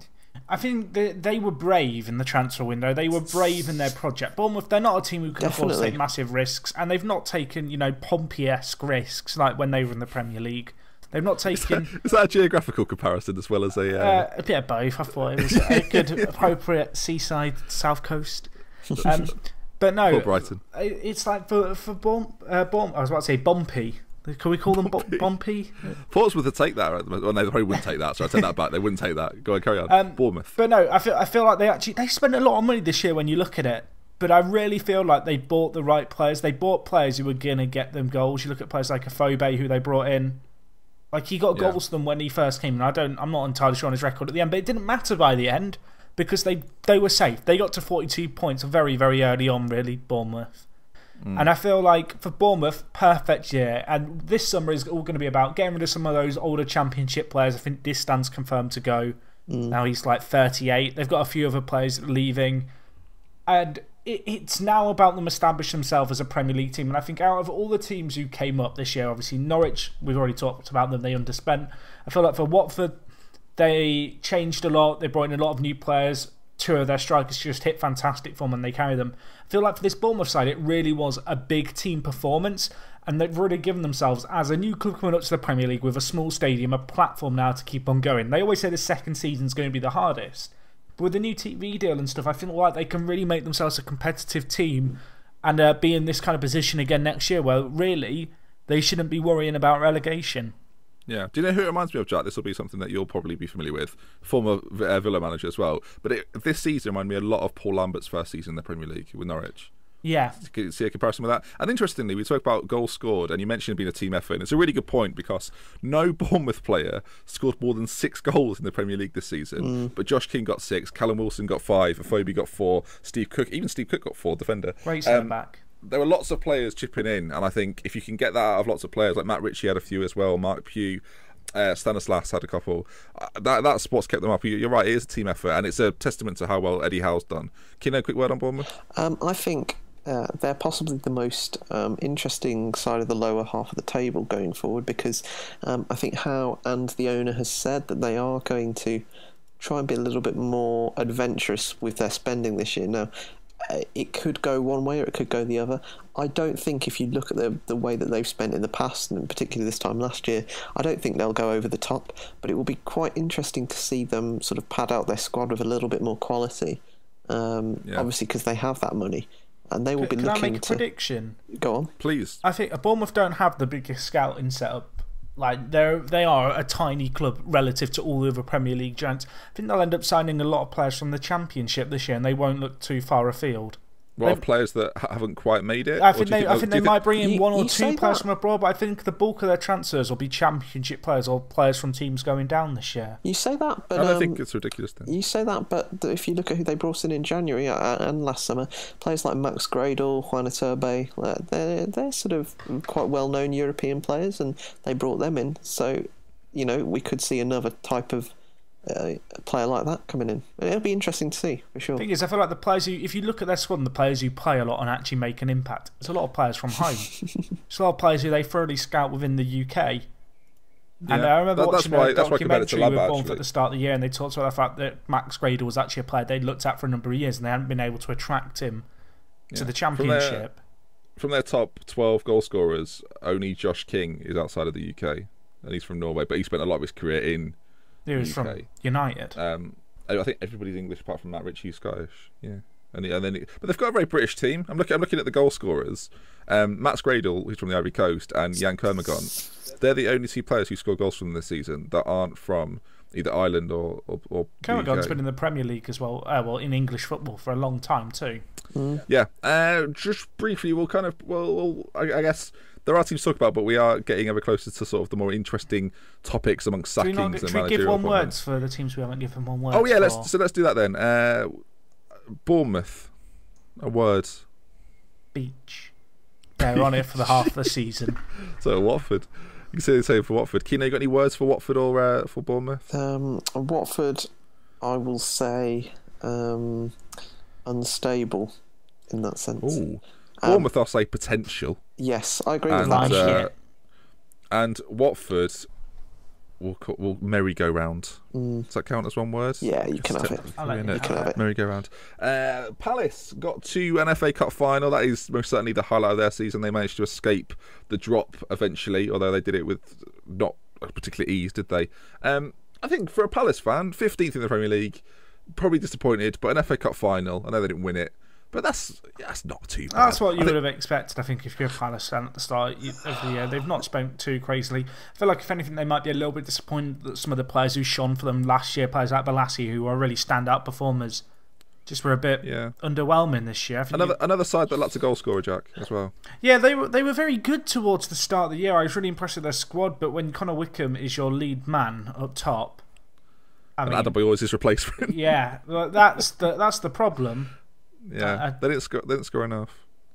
Yeah, actually, Dwight Gale got a few this season for them. But no, I think we kind of expect that. And the same goes for West Brom. I feel like, sorry, West Brom and Palace fans, but your safety has undone your chatter. Really, I think West Brom will be pleased. 14th, 43 points. It's not exciting. It's a Pulis season. It's a Pulis season. I almost feel more sorry for Albion fans than I would for my fellow Villa brethren, because they're in that. Don't do this, Kino. Come on. They're trapped in that sort of glass box that they can't go down, they can't go up. They see all these teams like West Ham sailing past them, and it's like, what are you for? I feel like they're quite happy to have that. That's indicative of the fact they've got Pulis in charge. I know quite a few West Brom fans, and they're definitely not happy with that. Because I'm talking more from the board. That is what West Brom are. I hate to say it, West Brom. You are the boring kind of staple team of the Premier League at the moment. The stable team, they don't do anything adventurous. Actually, I was about to say they don't do anything adventurous in the transfer market. They bought Rondon this year. Everyone forgot about that. I mean, I'm not sure if Rondon had the most exciting of seasons. No. Yeah. But again, lots of teams in that. But there's a reason the bottom 10 are the bottom 10. Really, they've all lacked like that one goal scorer, apart from Jermaine Defoe, unbelievably, and maybe a Gallo at the start of the season. Every single team in the bottom 10 has kind of been a little bit. Well, Lukaku. I'll come on to that in a minute. Got a word for West Brom? Use your word boring, Jack, or staple? I mean, there's one which is more kind than the other. Pulisy. I mean, he's making up words. Kino, have you got a word for West Brom? I don't. I think I'm not going to submit a word because it just sort of sums up the situation. You're so irrelevant in Kino's mind. You don't even get a word. The most exciting bit for West Brom season was really the Berahino transfer saga. Yeah, that was the highlight. Have you seen the rumour that he's now wanted for $7 million by Palace? Ironically enough, that's quite funny, isn't it? Really, that's a fall, shipping him for like $20 million. Palace's word is Pardew, and he'd be delighted with that as well, wouldn't he? Dance. He'd love that. The dance ruined it. As soon as he danced, that was it. They lost the final, and we all knew it. Watching, we thought, that'll come back to bite you, Mr. Alan Pardew, and it did. Because you knew that Alan Pardew was hoping that during that dance he'd be lifted up into space and then dropped back down as England manager, and it didn't happen, Alan. You threw it all away. You messed it up. It's just he knew, he did it in the full knowledge that if they did win the cup, he would be the defining image. You know, it's all about him. Yeah. Pardew. Well, he was part of the Stephen Gerrard final, wasn't he? And he wanted the Alan Pardew final. I feel like that's what it was a little bit. That was a decade ago. That was. Let's not talk about it. 2006. It's better thing Liverpool has done in 20 years. I'm about to say Shelley. Who was the left back who scored the crazy cross goal like it was in Paul FM? Konchesky. What a man. He had a season at Liverpool, didn't he? I mean, he was registered. He's had a season everywhere. Swansea City kind of fall into this bracket of the West Brom Palace. I think at one point this season I predicted them to go down. So, I mean, you've made me look like a fool. 10 points clear. With that in mind, I think that the Guidolin appointment actually is beginning to look like a really, really good appointment from Swansea in terms of what they wanted to do at that point. Because I think, like you say, there was a certain time in the season, just after Gary Monk was sacked, and when they had those sort of 5 or 6 games under, who was it? Who was the caretaker? His name is escaping. This is awful. I will get it. Was it Alan? I would say Alan. Oh God! We're not continuing until we have this. Name. Okay, hold on a moment. It was Alan Curtis. Thank you. It was Alan. There was Alan a point Curtis, when they had Curtis as manager when it looked pretty bleak for them. They were about maybe 4 or 5 points above the drop, and for Guidolin to come in a country he hasn't managed before and to sort of quite serenely guide them into mid-table is quite impressive in a sort of a low-key Swansea way. I was going to say low key is a good word for it, because really you think about Swansea, the managerial change really didn't become a massive deal. It was dealt with quite kind of, I feel, well by Swansea. I feel like Swansea in that regard are quite as ever. I want to say they're like well, we talked about them at the start. Yeah, they're a well-run club. They don't make a big fanfare about when they change managers. I feel like they made the decision at the right time. They brought in the manager who they thought was the best man for the job, and they've got 12th. And I feel like for Swansea. To go on that, Jack, people did think that Gary Monk, that was a mistake. People thought he shouldn't have been sacked. Well, I said he should have been sacked, and I feel like if you were to look at the actual match and like the matches and stuff, a lot of people would agree. I feel like Swansea City made a tough decision, but I think ultimately it was the right one, because if you looked at the games that Swansea was struggling in, they were games where Gary Monk just wasn't making the right decisions, and he wasn't bold enough in kind of his approach to the game. I think they won 1 in 12, and that was against Villa. Sorry, Kino. And from March onwards, come and have it. It's fine. From March onwards, Swansea won 6 games, which is pretty good. They only lost 3, won 6, drew 2.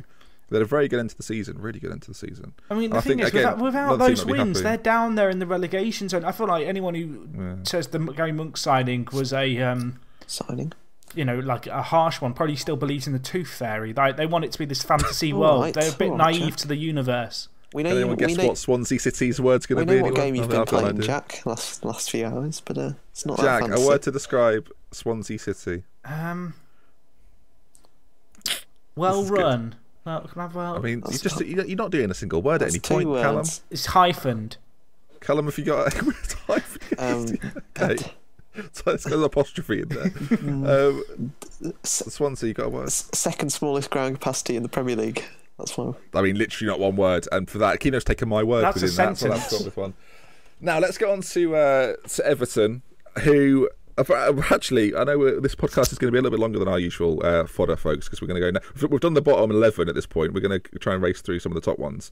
But I do feel like, I think for a lot of this season, we've talked about the teams around the top a lot more than we've talked about the teams around the bottom, and we've given a good sort of half an hour there, 40 minutes to the teams in the bottom 8. West Brom and Palace fans are going, you didn't talk about us. Don't even give us that. Everton then, obviously, have sacked their manager.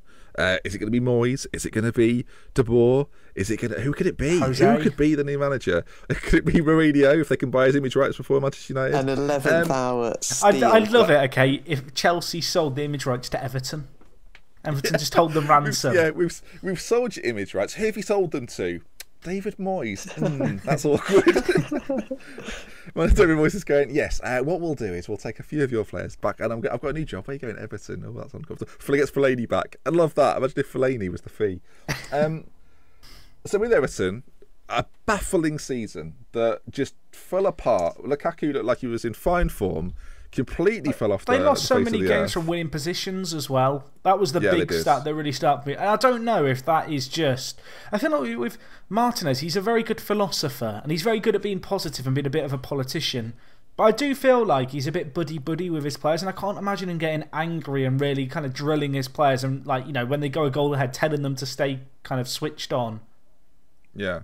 Well, they went towards the back end of the season. They went on a 7. They had 1 win in 7 or something like that. 1 win in 8, which is just, for a team like Everton, is nowhere near good enough. They lost a lot of games in the second half of the season. They had a really good start to the season. I feel like when you look at teams like Stoke and Southampton as well ahead, Everton fans, I know they've not quite perhaps got the calibre of squads of those teams based on some of the transfers they've made. Everton expect to at least be in the top kind of half, top 8. And I feel like actually 11th is a little bit kind on Everton's season as a whole. When you look at some of the nature of some of their performances, I think to the Merseyside derby, where I know they were down to 10 men, but that was one of the worst halves of football I've seen from a Premier League team.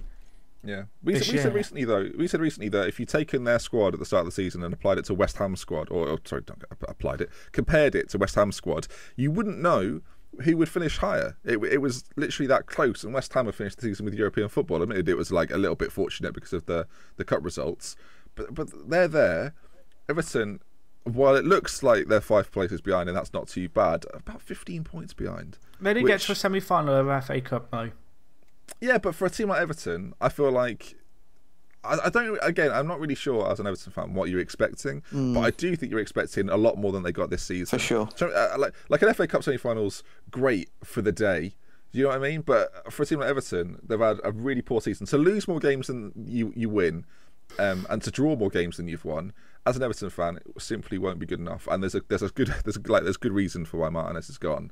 And I think moving forward, there's things they've got to be done there. Their next appointment is going to be absolutely fascinating. I think actually one of the big things is keeping hold of their players as well. Players like Lukaku. You know? Last season, Everton dropped over 45 points from winning positions. What? The season just gone? Yep. 45 plus.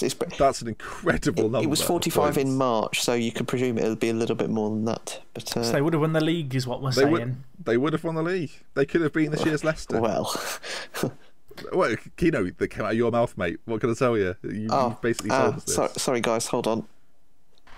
Okay. That's since Roberto Martinez has been the manager. Well, I mean, that's 3 years, Kino. That's 3 years. I mean, we'll take an average. Right, well, that is. I'm going to take the feature trophy now for that. We'll take an average. So they might have finished third.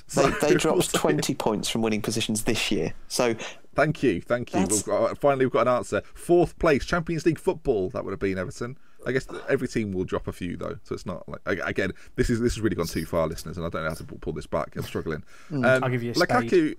Lukaku got 10 goals in the league, 20 overall, which is quite interesting, isn't it? I think that's quite poor for him. That was last season, that's why. Oh. You've baffled me. 18 in the league this season. Yes. That's quite good.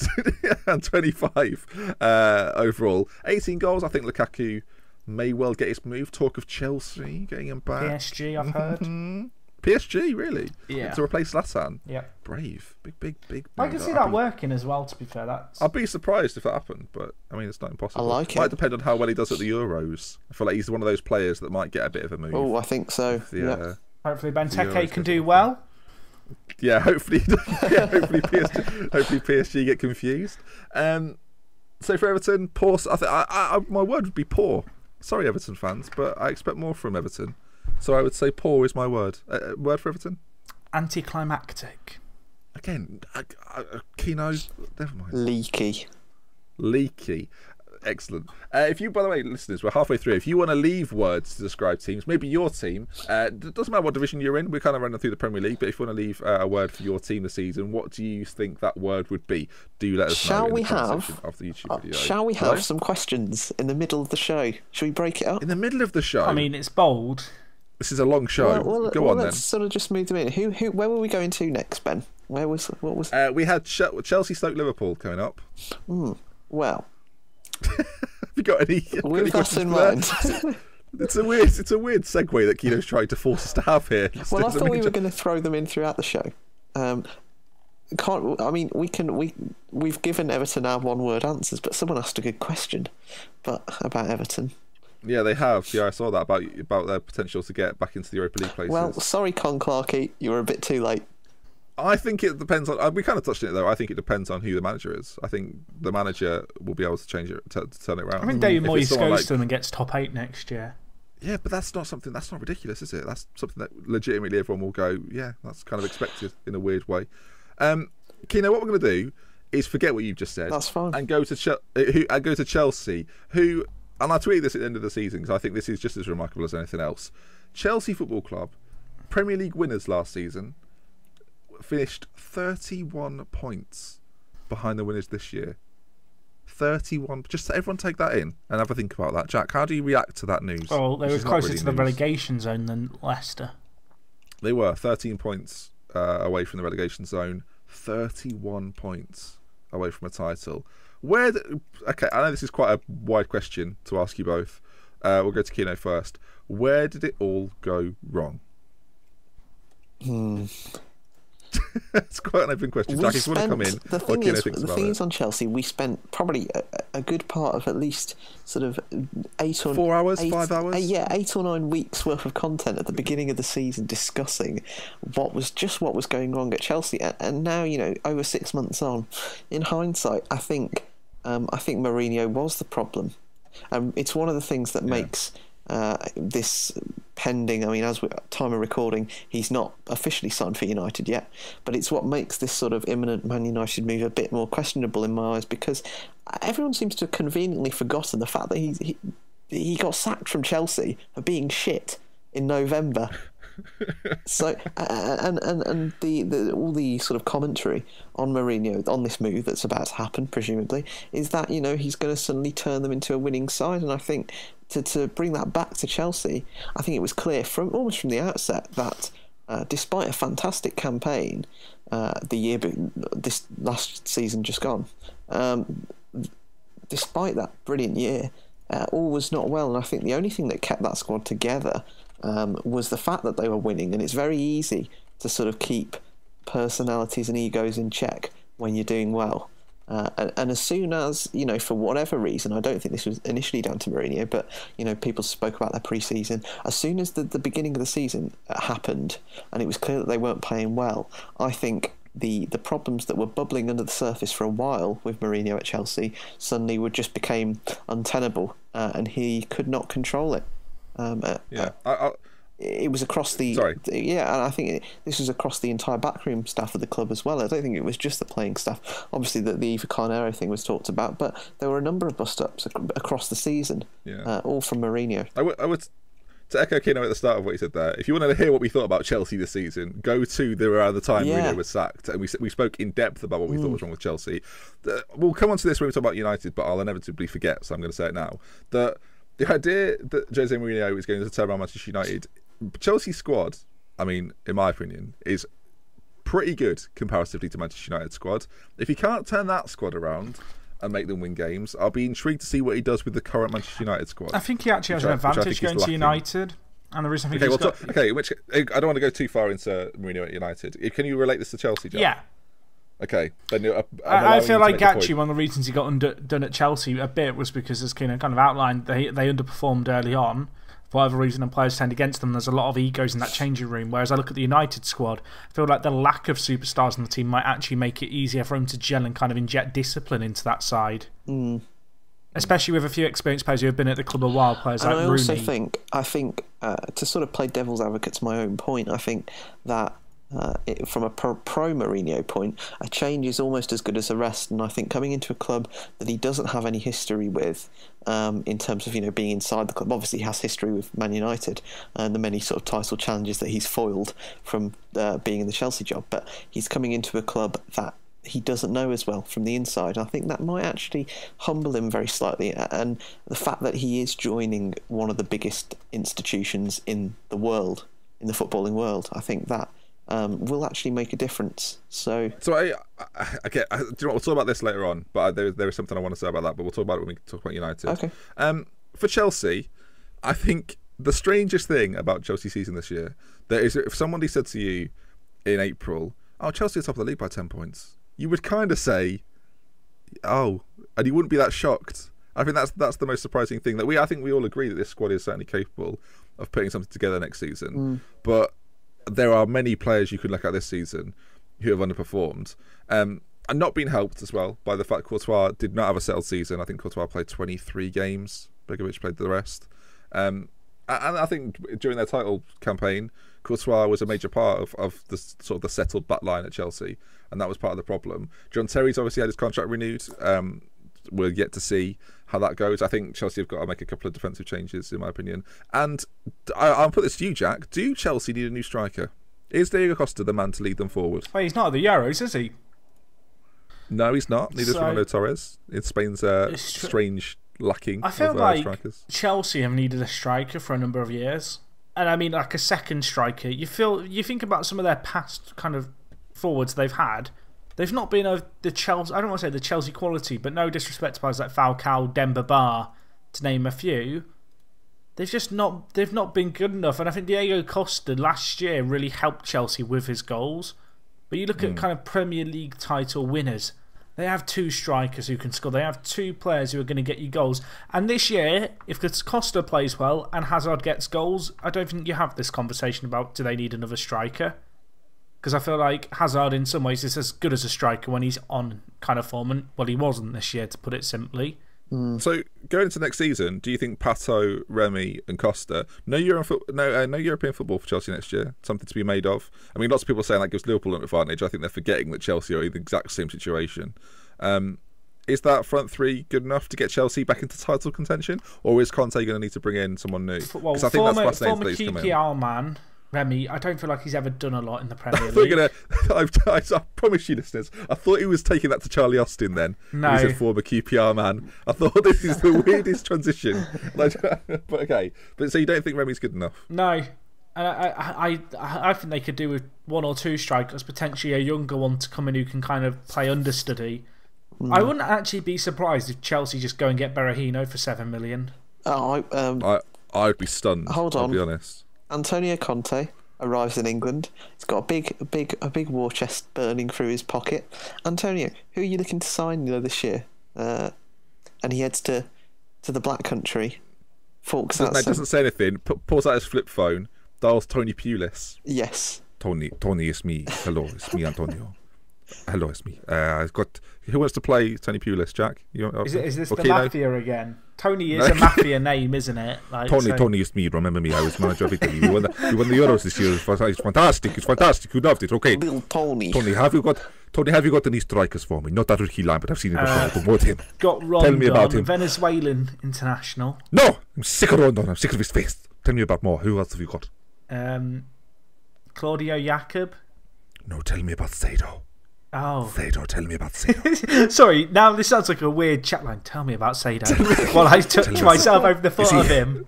That's what it sounds like. I might avoid that now. Jack, are you now certain that Chelsea will sign Saido Berahino?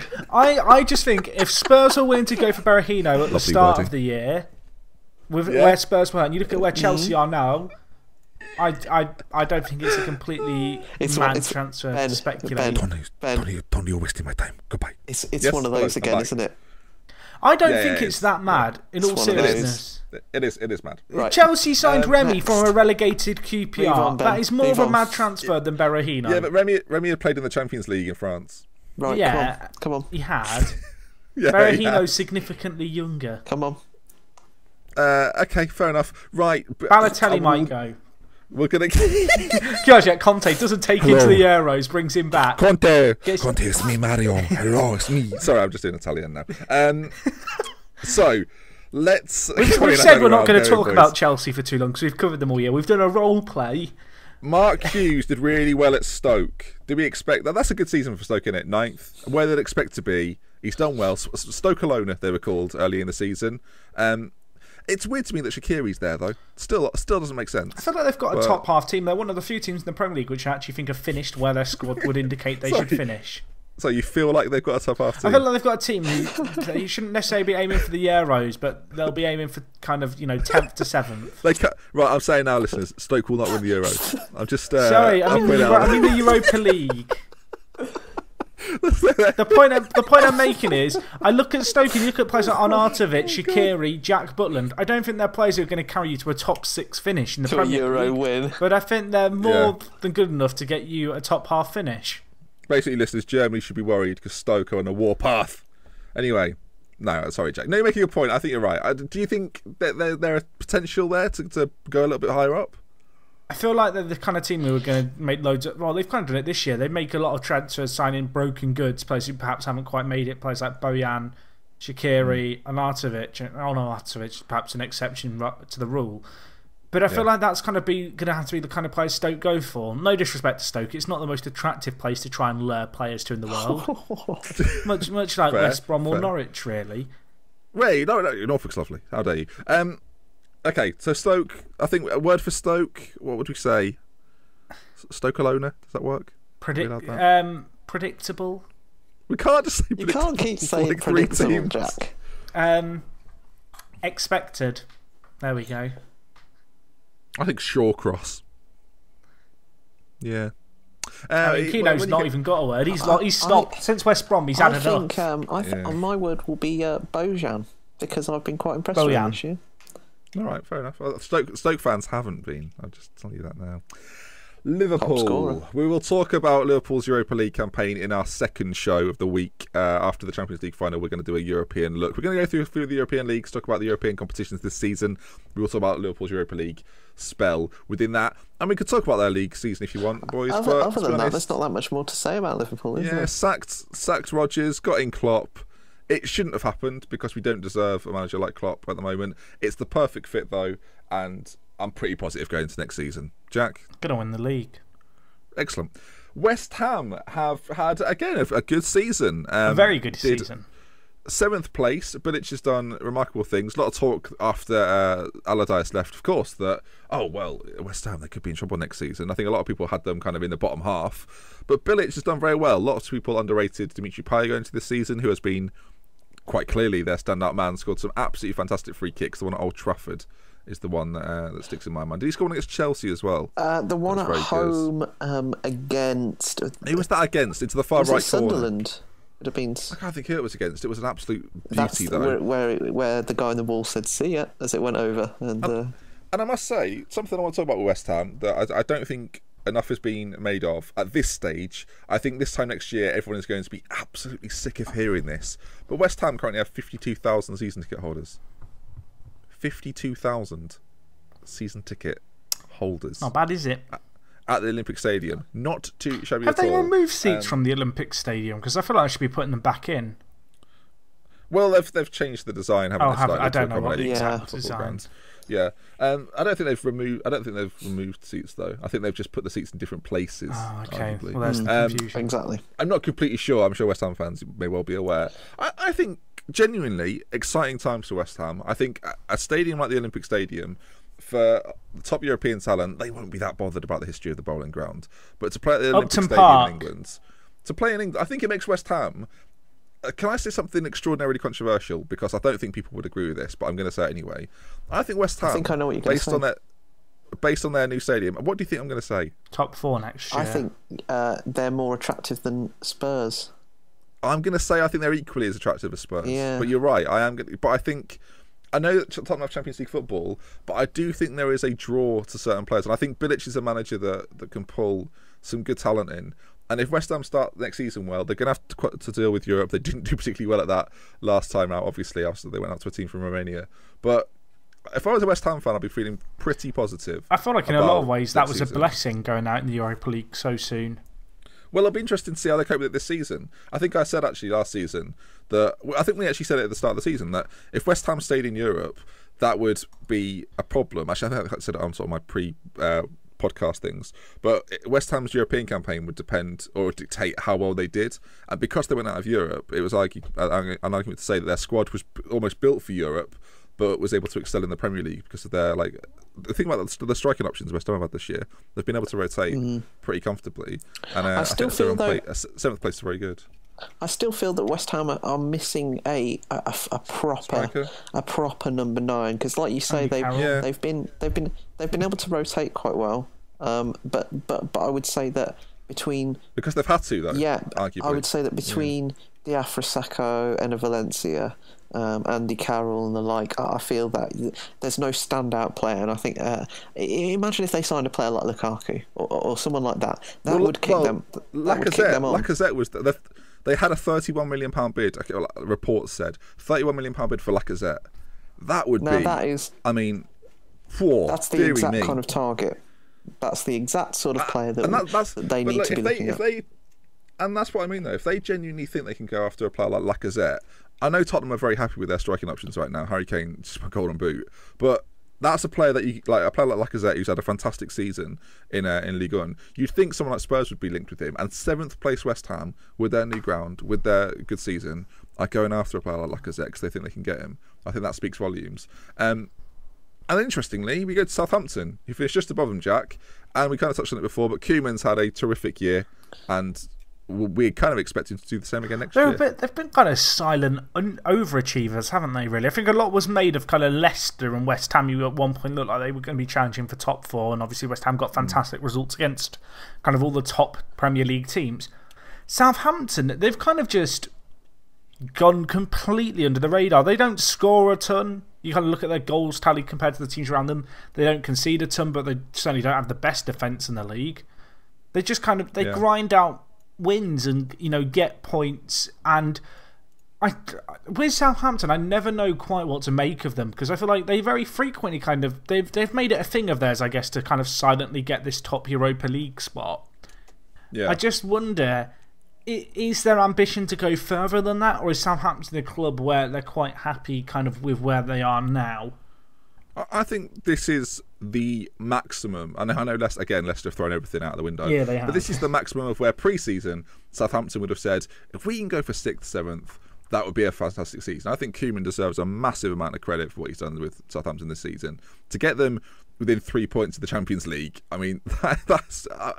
Koeman's done a great job. I'm surprised he's not been headhunted elsewhere. There was talk of Everton, but why would he leave Southampton? Well, that's the thing. I feel like Southampton just have such a great infrastructure. They're a team. They are the model for any team coming up to the Premier League in terms of how to go about, establishing yourself over a 5-year period.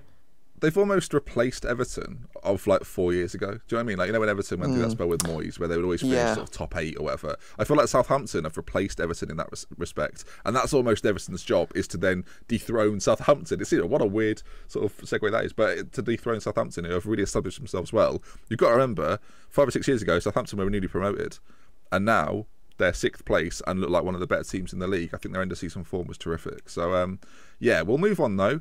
So we've done West Ham, we've done Southampton. Words for either of them? I think for both of them it's kind of optimistic. And that's a bit of a generic word, but lots of positives to take from both of those teams. Manchester United then have sacked Louis van Gaal after winning the FA Cup. People will talk about it as well. It was an okay game after the half time, wasn't it? It was dreadful before after the Pardew dance. Yeah, the Pardew dance gave Manchester United the keys to the FA Cup trophy. And what do we think then? Van Gaal's gone. How do we feel about it? It's been rumoured all season. It's finally happened, and it looks like Jose will be going in if they can sort out all these image right. As a sort of a neutral fan of the entertainment of football, I'm quite sad that Louis van Gaal won't be in the Premier League next year. But Kino, let me tempt you with the Pep Mourinho. This is rivalry. I'm going to go on a little rant here regarding Mourinho, because it's been bothering me pretty much since the cup final and since Mourinho was touted as Van Gaal's replacement. And I think it just... We spoke a little bit about it earlier. I'm not sure Mourinho is the right man for the job. And I think that it just smacks of disappointment, particularly if someone like Ryan Giggs leaves the club, which is widely reported he will do, or at least change it. I will say today it was reported that he'll change his role, but he won't leave. Yeah, well, I predict he'll be at least moved backwards or moved downstairs, somewhere maybe into a coaching role. But there's part of the wider point that I think this move characterises Ed Woodward. His actions of the last 3 seasons or so since Ferguson left. It is purely a marketing stunt. I disagree wholeheartedly with that. I think. Well, let me finish because I think that. Here we go, boys. We're taking 1 hour 30 minutes, and here we go. I think that. If you look at the policies that Ed Woodward has pursued as I don't know his exact title, executive director or CEO, if you look at the policies, the transfer policy, appointing the managers that he has pursued since he became, since he got that role at United, this is almost sort of the crowning thing. And signing someone like Ibrahimovic or bringing him in on the coaching staff is also a sort of a furthering of that agenda. I think that in any other scenario, I don't think Mourinho would be the man coming into Old Trafford. I think United know full well they are a public company. They're floated on the stock exchange. They know full well that a Pep Mourinho Manchester derby will be one of the most talked about footballing events of next season, without a doubt. And I think it is things like that that are motivating Woodward bringing in Mourinho, because, as I said earlier, I think he's damaged goods. I don't think he's what they need in terms of football, and I'm not sure he's what they need off the pitch either. So with that in mind, I think it sort of sums up Ed Woodward's actions in the last few years, and it's one of the reasons why United are where they are right now. Okay. Now, I've got plenty of points to make on this, but I'm going to throw it to a man that halfway through said, I wholeheartedly disagree with that. So, Jack, disagree with that? I do. I think the notion that Mourinho is a marketing ploy is false. And I'll tell you why. I think you look at the Premier League managerial changes over the course of kind of the start of this year and throughout, and you look at the names coming in, a lot of the big managers are being hoovered up. United had a 3-year deal with Van Gaal where he said at the end of the 3 years he was going to retire. He was 2 years through that.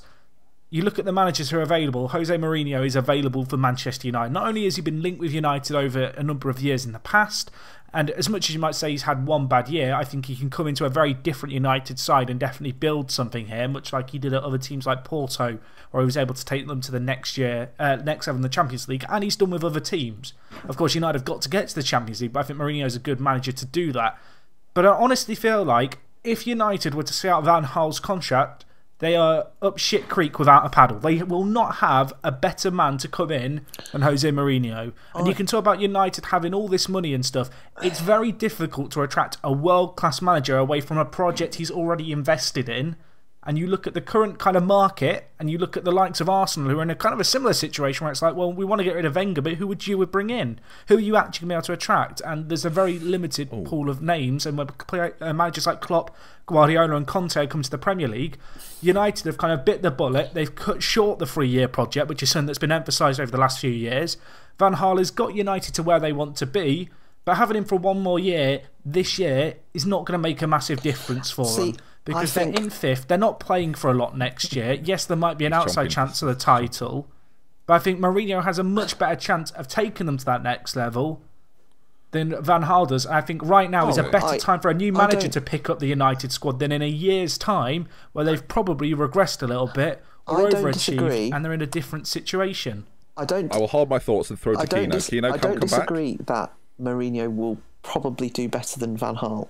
However, I don't think that he is the right man for the job. I mean, who is the right man? They have brought it. If you look at the managers that are coming into the Premier League, like you mentioned, Guardiola, the 3 big ones you would say from overseas are Guardiola, Klopp and Conte. If I was Man United, I would have looked at Carlo Ancelotti, who was free and had been poached by Bayern, and they could have easily gone in for him. I also look at someone like Laurent Blanc, who, although yes, he hasn't cracked the Champions League with PSG, it's a difficult situation, and he's a young, improving manager who will probably want to shape a club and have a project, which is what United need. That's number 2.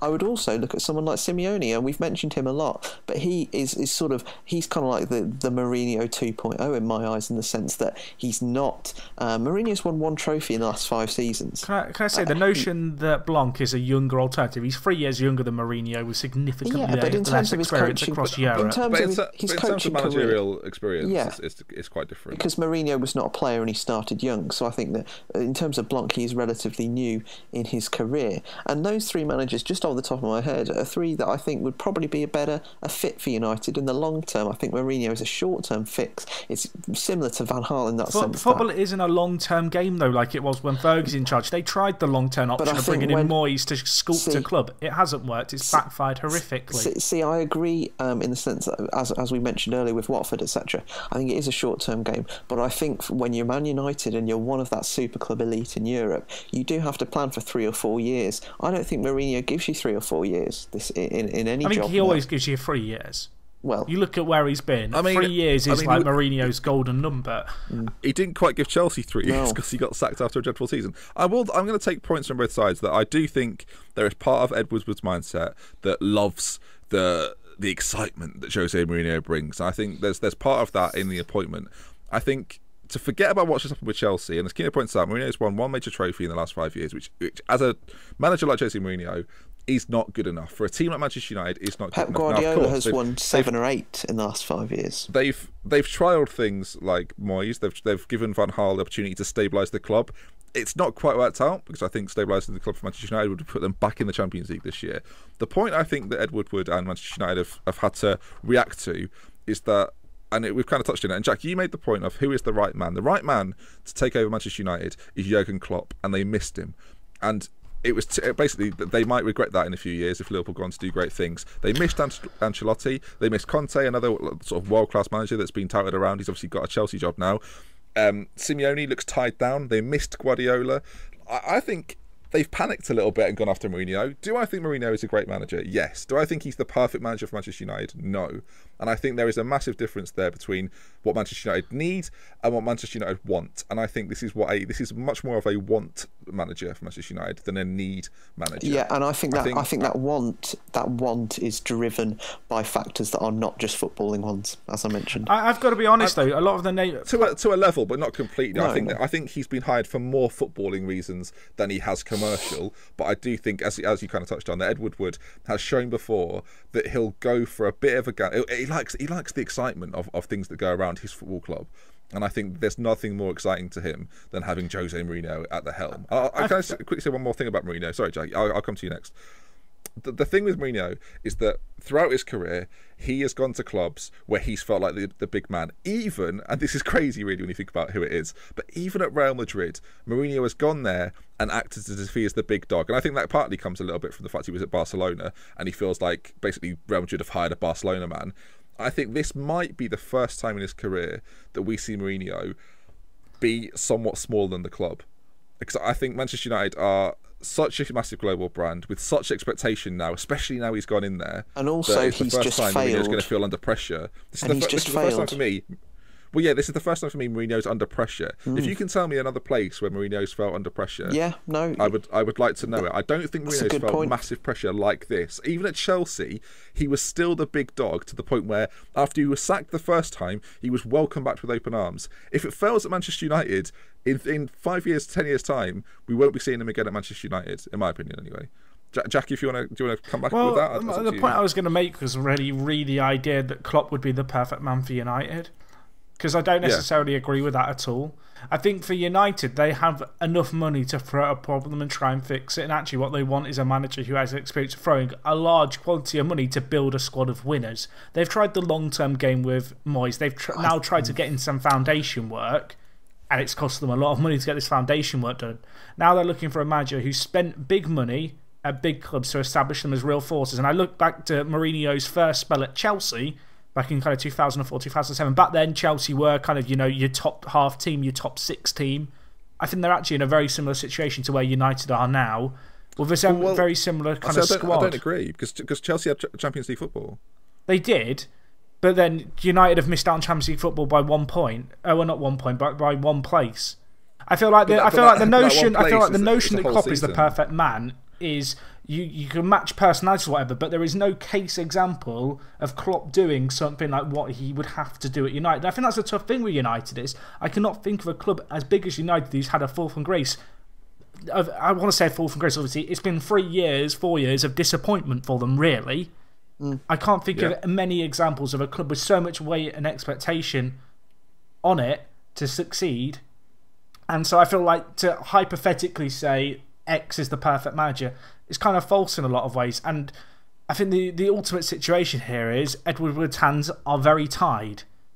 The fans want Mourinho. Why do they want Mourinho? Because they think of him as a winner. I'm not going to disregard last season at Chelsea, but I think a big reason why he lost the change room last year at Chelsea is because it was a change room full of egos. And as we've already kind of outlined with this United squad, you've got a few players who have been there a number of years, players like Carrick, Rooney.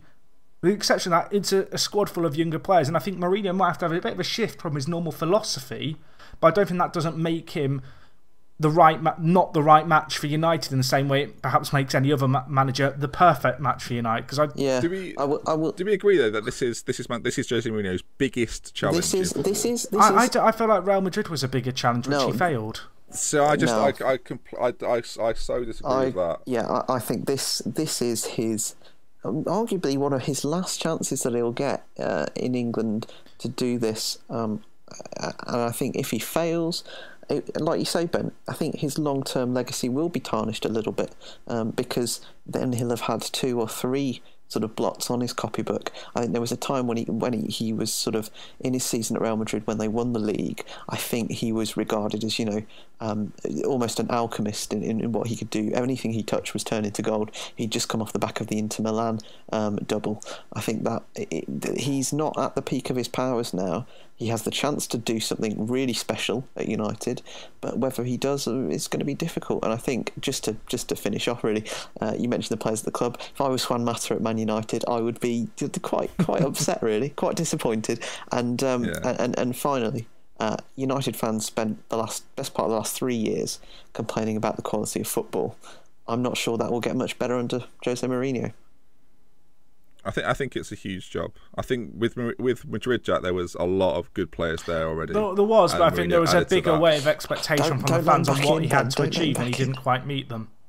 Maybe because of the rivalry with Barcelona, but Madrid aren't ever going to drop off. Oh no!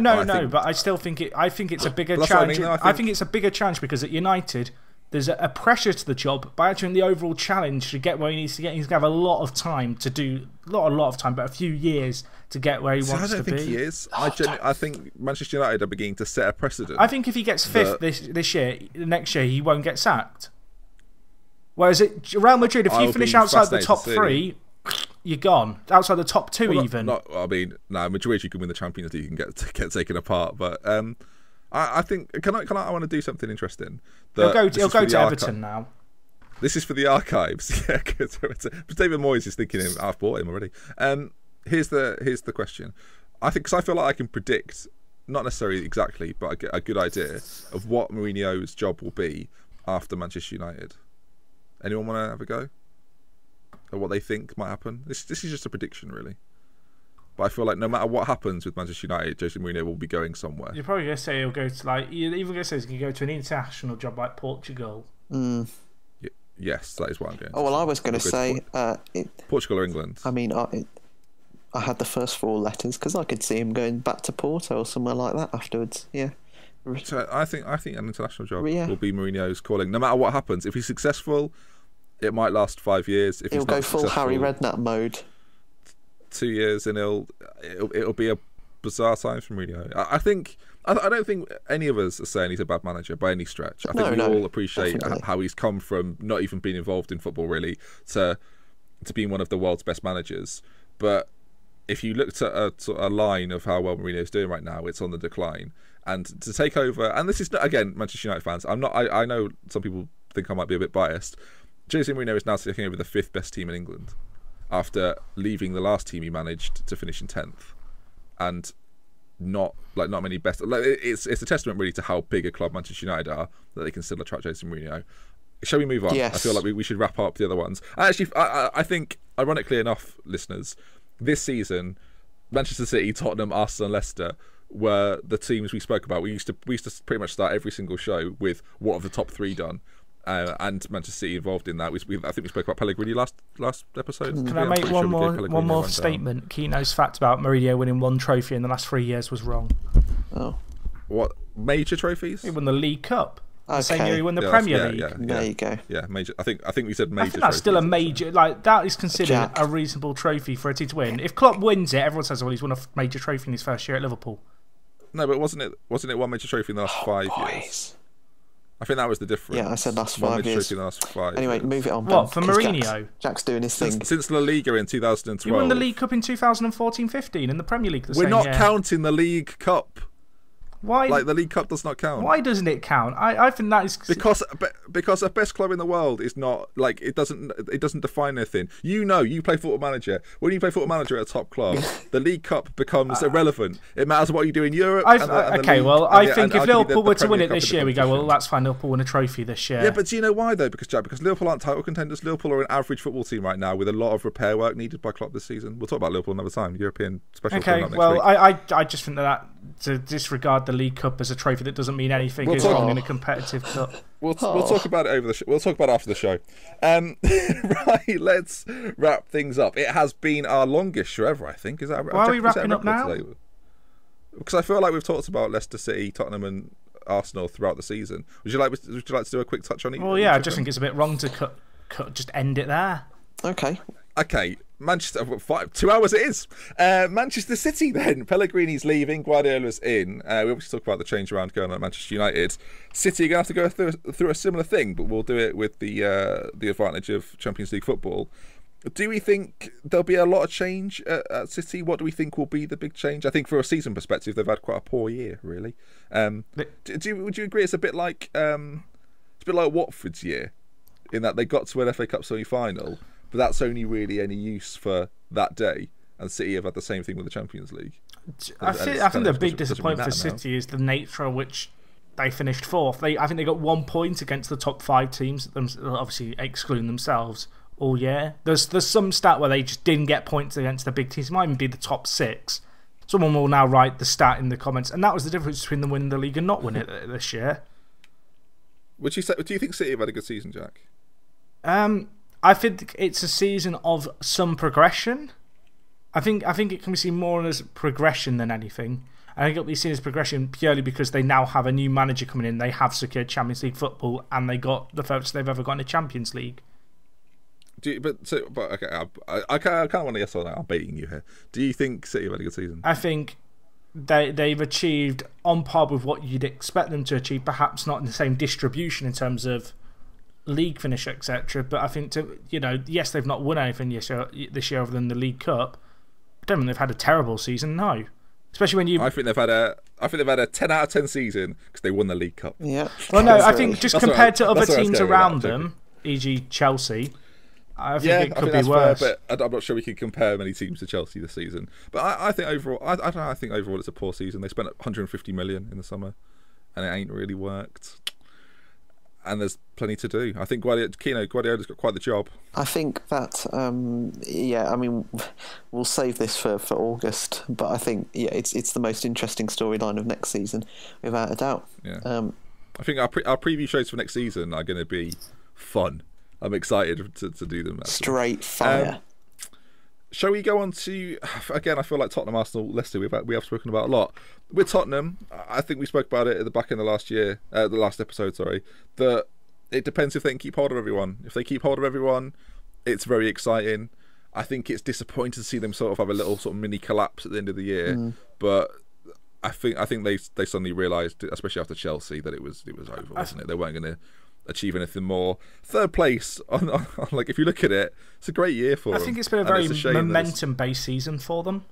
I feel like they lost a bit of that momentum at the end, and whether or not they finish top 4 again, I think is largely going to come down to 2 things: how well they spend in the summer, do they make the right additions, can they keep hold of Pochettino, but also can they kind of get off to the right start? Because I feel like I feel like for Spurs they've got a very young side, and my kind of concern is that if they don't have a great start to next year, that they might find themselves being the Spurs of old, kind of a 6th place team who are looking for the Europa League. Yeah, I thought they'd do that this year. I think they've had a great year. Keena, you've been a big Pochettino fan this year, and many of the Spurs side as well. You've been a big fan of Danny Rose. You'd arguably say he's one of the best left backs in the football. Yeah. Good one. But no, serious point. You've been a big fan of Tottenham this year. Were you disappointed to see them sort of tail off a little bit? I said top 2 at the time. Almost got it. I think you said outside top 4 at Christmas. I think that that's not true. I think that Did you say they win the league, Jack? I said I thought they had a chance at the title, and I got laughed at. I know. I'm sure Jack's reversing these here because I definitely said that, and you two ridiculed me. I have been the champion of Spurs. I think you said Arsenal 5th. As you mentioned, Ben, I have been the champion of Spurs for most of the season. But I think, although it was disappointing to finish below Arsenal in the end, if any sort of intelligent Spurs fan will realise that in reality, I'd probably prefer to be a Spurs fan than an Arsenal fan right now because, as you say, as long as they can keep the players they've got, they're building something. And as we've mentioned many times before, they're an incredibly young team and they're only going to get better, and they've got an exciting young manager. So I think as long as they are... Levy's good at hanging on to players, an extra year or two. I think as long as they can keep the squad together, maybe make one or two savvy additions, it will be really exciting. It's again another really interesting storyline going into next year, I think. Yeah. Talking about Arsenal, Jack, they've already made a transfer. I have. Can you believe this? What? We're doing the Premier League review show, and Arsenal have made a transfer. It's outrageous, isn't it? What to make of it? Not on. It's a bit bizarre. It will be. They should have let everybody know about this. The same as Petr Cech. Yes, it will be their only signing of the summer. But it's a comical way, the fact it was released about 5 days ago, because of a picture on Twitter of him wearing the kit. I mean, that's bad, isn't it? That imagine if you're a Mönchengladbach fan there, you'd be pretty mad. That now, who would like to try and pronounce his name? Anyone want to take it on? Granit Xhaka. Xhaka, is it Xhaka? Yes, it is. Xhaka? One of those. Phone Xhaka. Phone Xhaka. So they've signed Phone Xhaka, and I think we're expecting quite good things from him. He's very hotly rated. Well, I've quite a few of that Mönchengladbach. Prior to moving to Mönchengladbach, he was an outstanding player in the Basel team that included players like Salah and Stocker. Shaqiri was there. And Shaqiri as well for a little bit, and he was the sort of the midfield centre of that team. And then I think he moved to Mönchengladbach with this kind of as a sort of stepping stone club because they do. Oh, he's only 23. Yeah. Sorry, I'm surprised he's that young. Yeah, no, and I think he moved to Gladbach as a stepping stone because they do develop you so well. So it's a great signing. It'll be interesting to see how he adapts to the Premier League. I think he's got the physical attributes to do well. And hopefully it won't be Arsenal's only signing of the summer from an Arsenal point of view. Yeah, it's he's been dubbed as the young Schweinsteiger by I can see it. Hitzfeld, Otmar Hitzfeld. More pace. He's the national manager of Switzerland. But yeah, a little bit more pace, but I guess he's younger, so we'll give him that, at least now. Schweinsteiger anyway. as a young winger was never quick. That's why they moved him into the middle. We'll touch on Leicester then, shall we? Should we wrap Leicester up? I guess we could give a word to each of the other teams, but with Leicester, is it the most remarkable thing in sport? I think it's up there in terms of team sport anyway. Still don't think the season's real. I feel like I got in an accident or some kind of... I'm in a coma. It's that kind of weird... Yeah, you think the League Cup's important. I mean, maybe that's why. Maybe. To finish 10 points clear, Ranieri deserves every piece of credit. I thought he'd be the first manager to get sacked. Not only has he not got sacked, he's won the... he's won the fucking league. Dilly ding, dilly dong. Dilly ding. Unbelievable. Dilly dong. And I guess to wrap it up this season... It's been a good year. It's been one of the better years. It's a bloody good season to start, doing the podcast properly, didn't we? Yeah. Shall we announce that we're doing it next season, or is it too early? Yes, no, we will be. I'll have better internet next year. I'm moving house, so at university. Kino's confirming his spot for next year. I think to whet your appetite for next year, Conte, Klopp, Bilic, Koeman, Mourinho, Guardiola, Pochettino, Wenger, and Claudio Ranieri will be offering them all a drink of wine at the King Power Stadium. I think that brings us to the end, gentlemen. If you've enjoyed the podcast, maybe sum it up in one word. Jack, this season's been a pleasure. It's not over yet. We're going to do our European special, but it's been a pleasure having you this year. Can I issue an apology to the viewers who submitted questions which never got answered this episode, but we have gone on for a long time, so... I feel like there's a chance we've answered your question with it, hopefully at least we've answered your question with it. I would think so. A lot of people asked about teams next year in the Prem, but obviously... We will cover each team in depth next season. We'll do 5 Premier League review shows. I'm confirming that to you now, boys. We'll do 5 Premier League review shows and give at least sort of a 15-20 minute chat on each team next season. So that'd be good fun. Kino, pleasure. It was your first year with ForTheFans. It was, Did you enjoy it? And it's about to get a whole lot more intense, isn't it, Ben? Because there's we made it sound then as though it is the end. It's not the end, boys, because it's a summer of football, and we will... This is not the end. This is just the beginning. It's the Euro 2016 competition, Jack. Ding, ding.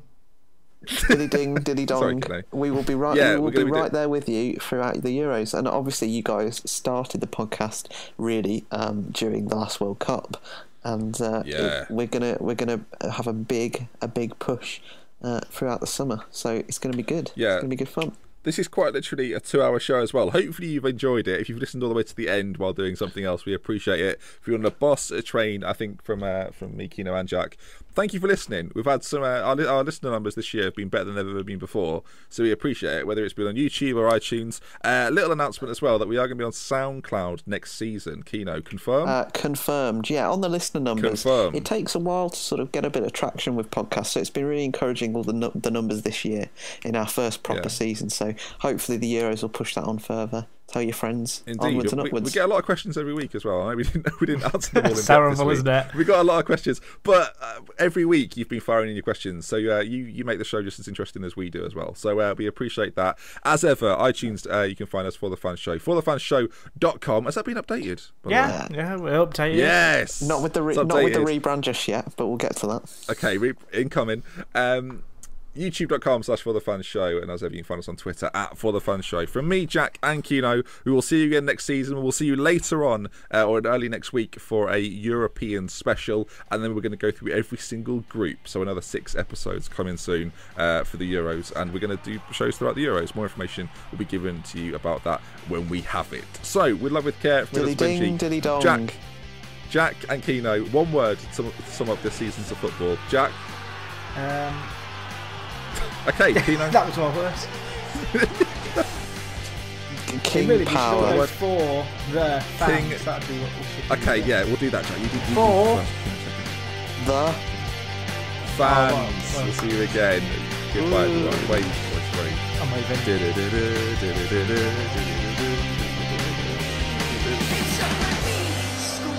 Of a gold Benji. It's perfection. Kino, I think you're going to have to be calling for an oxygen mask over here, my friend.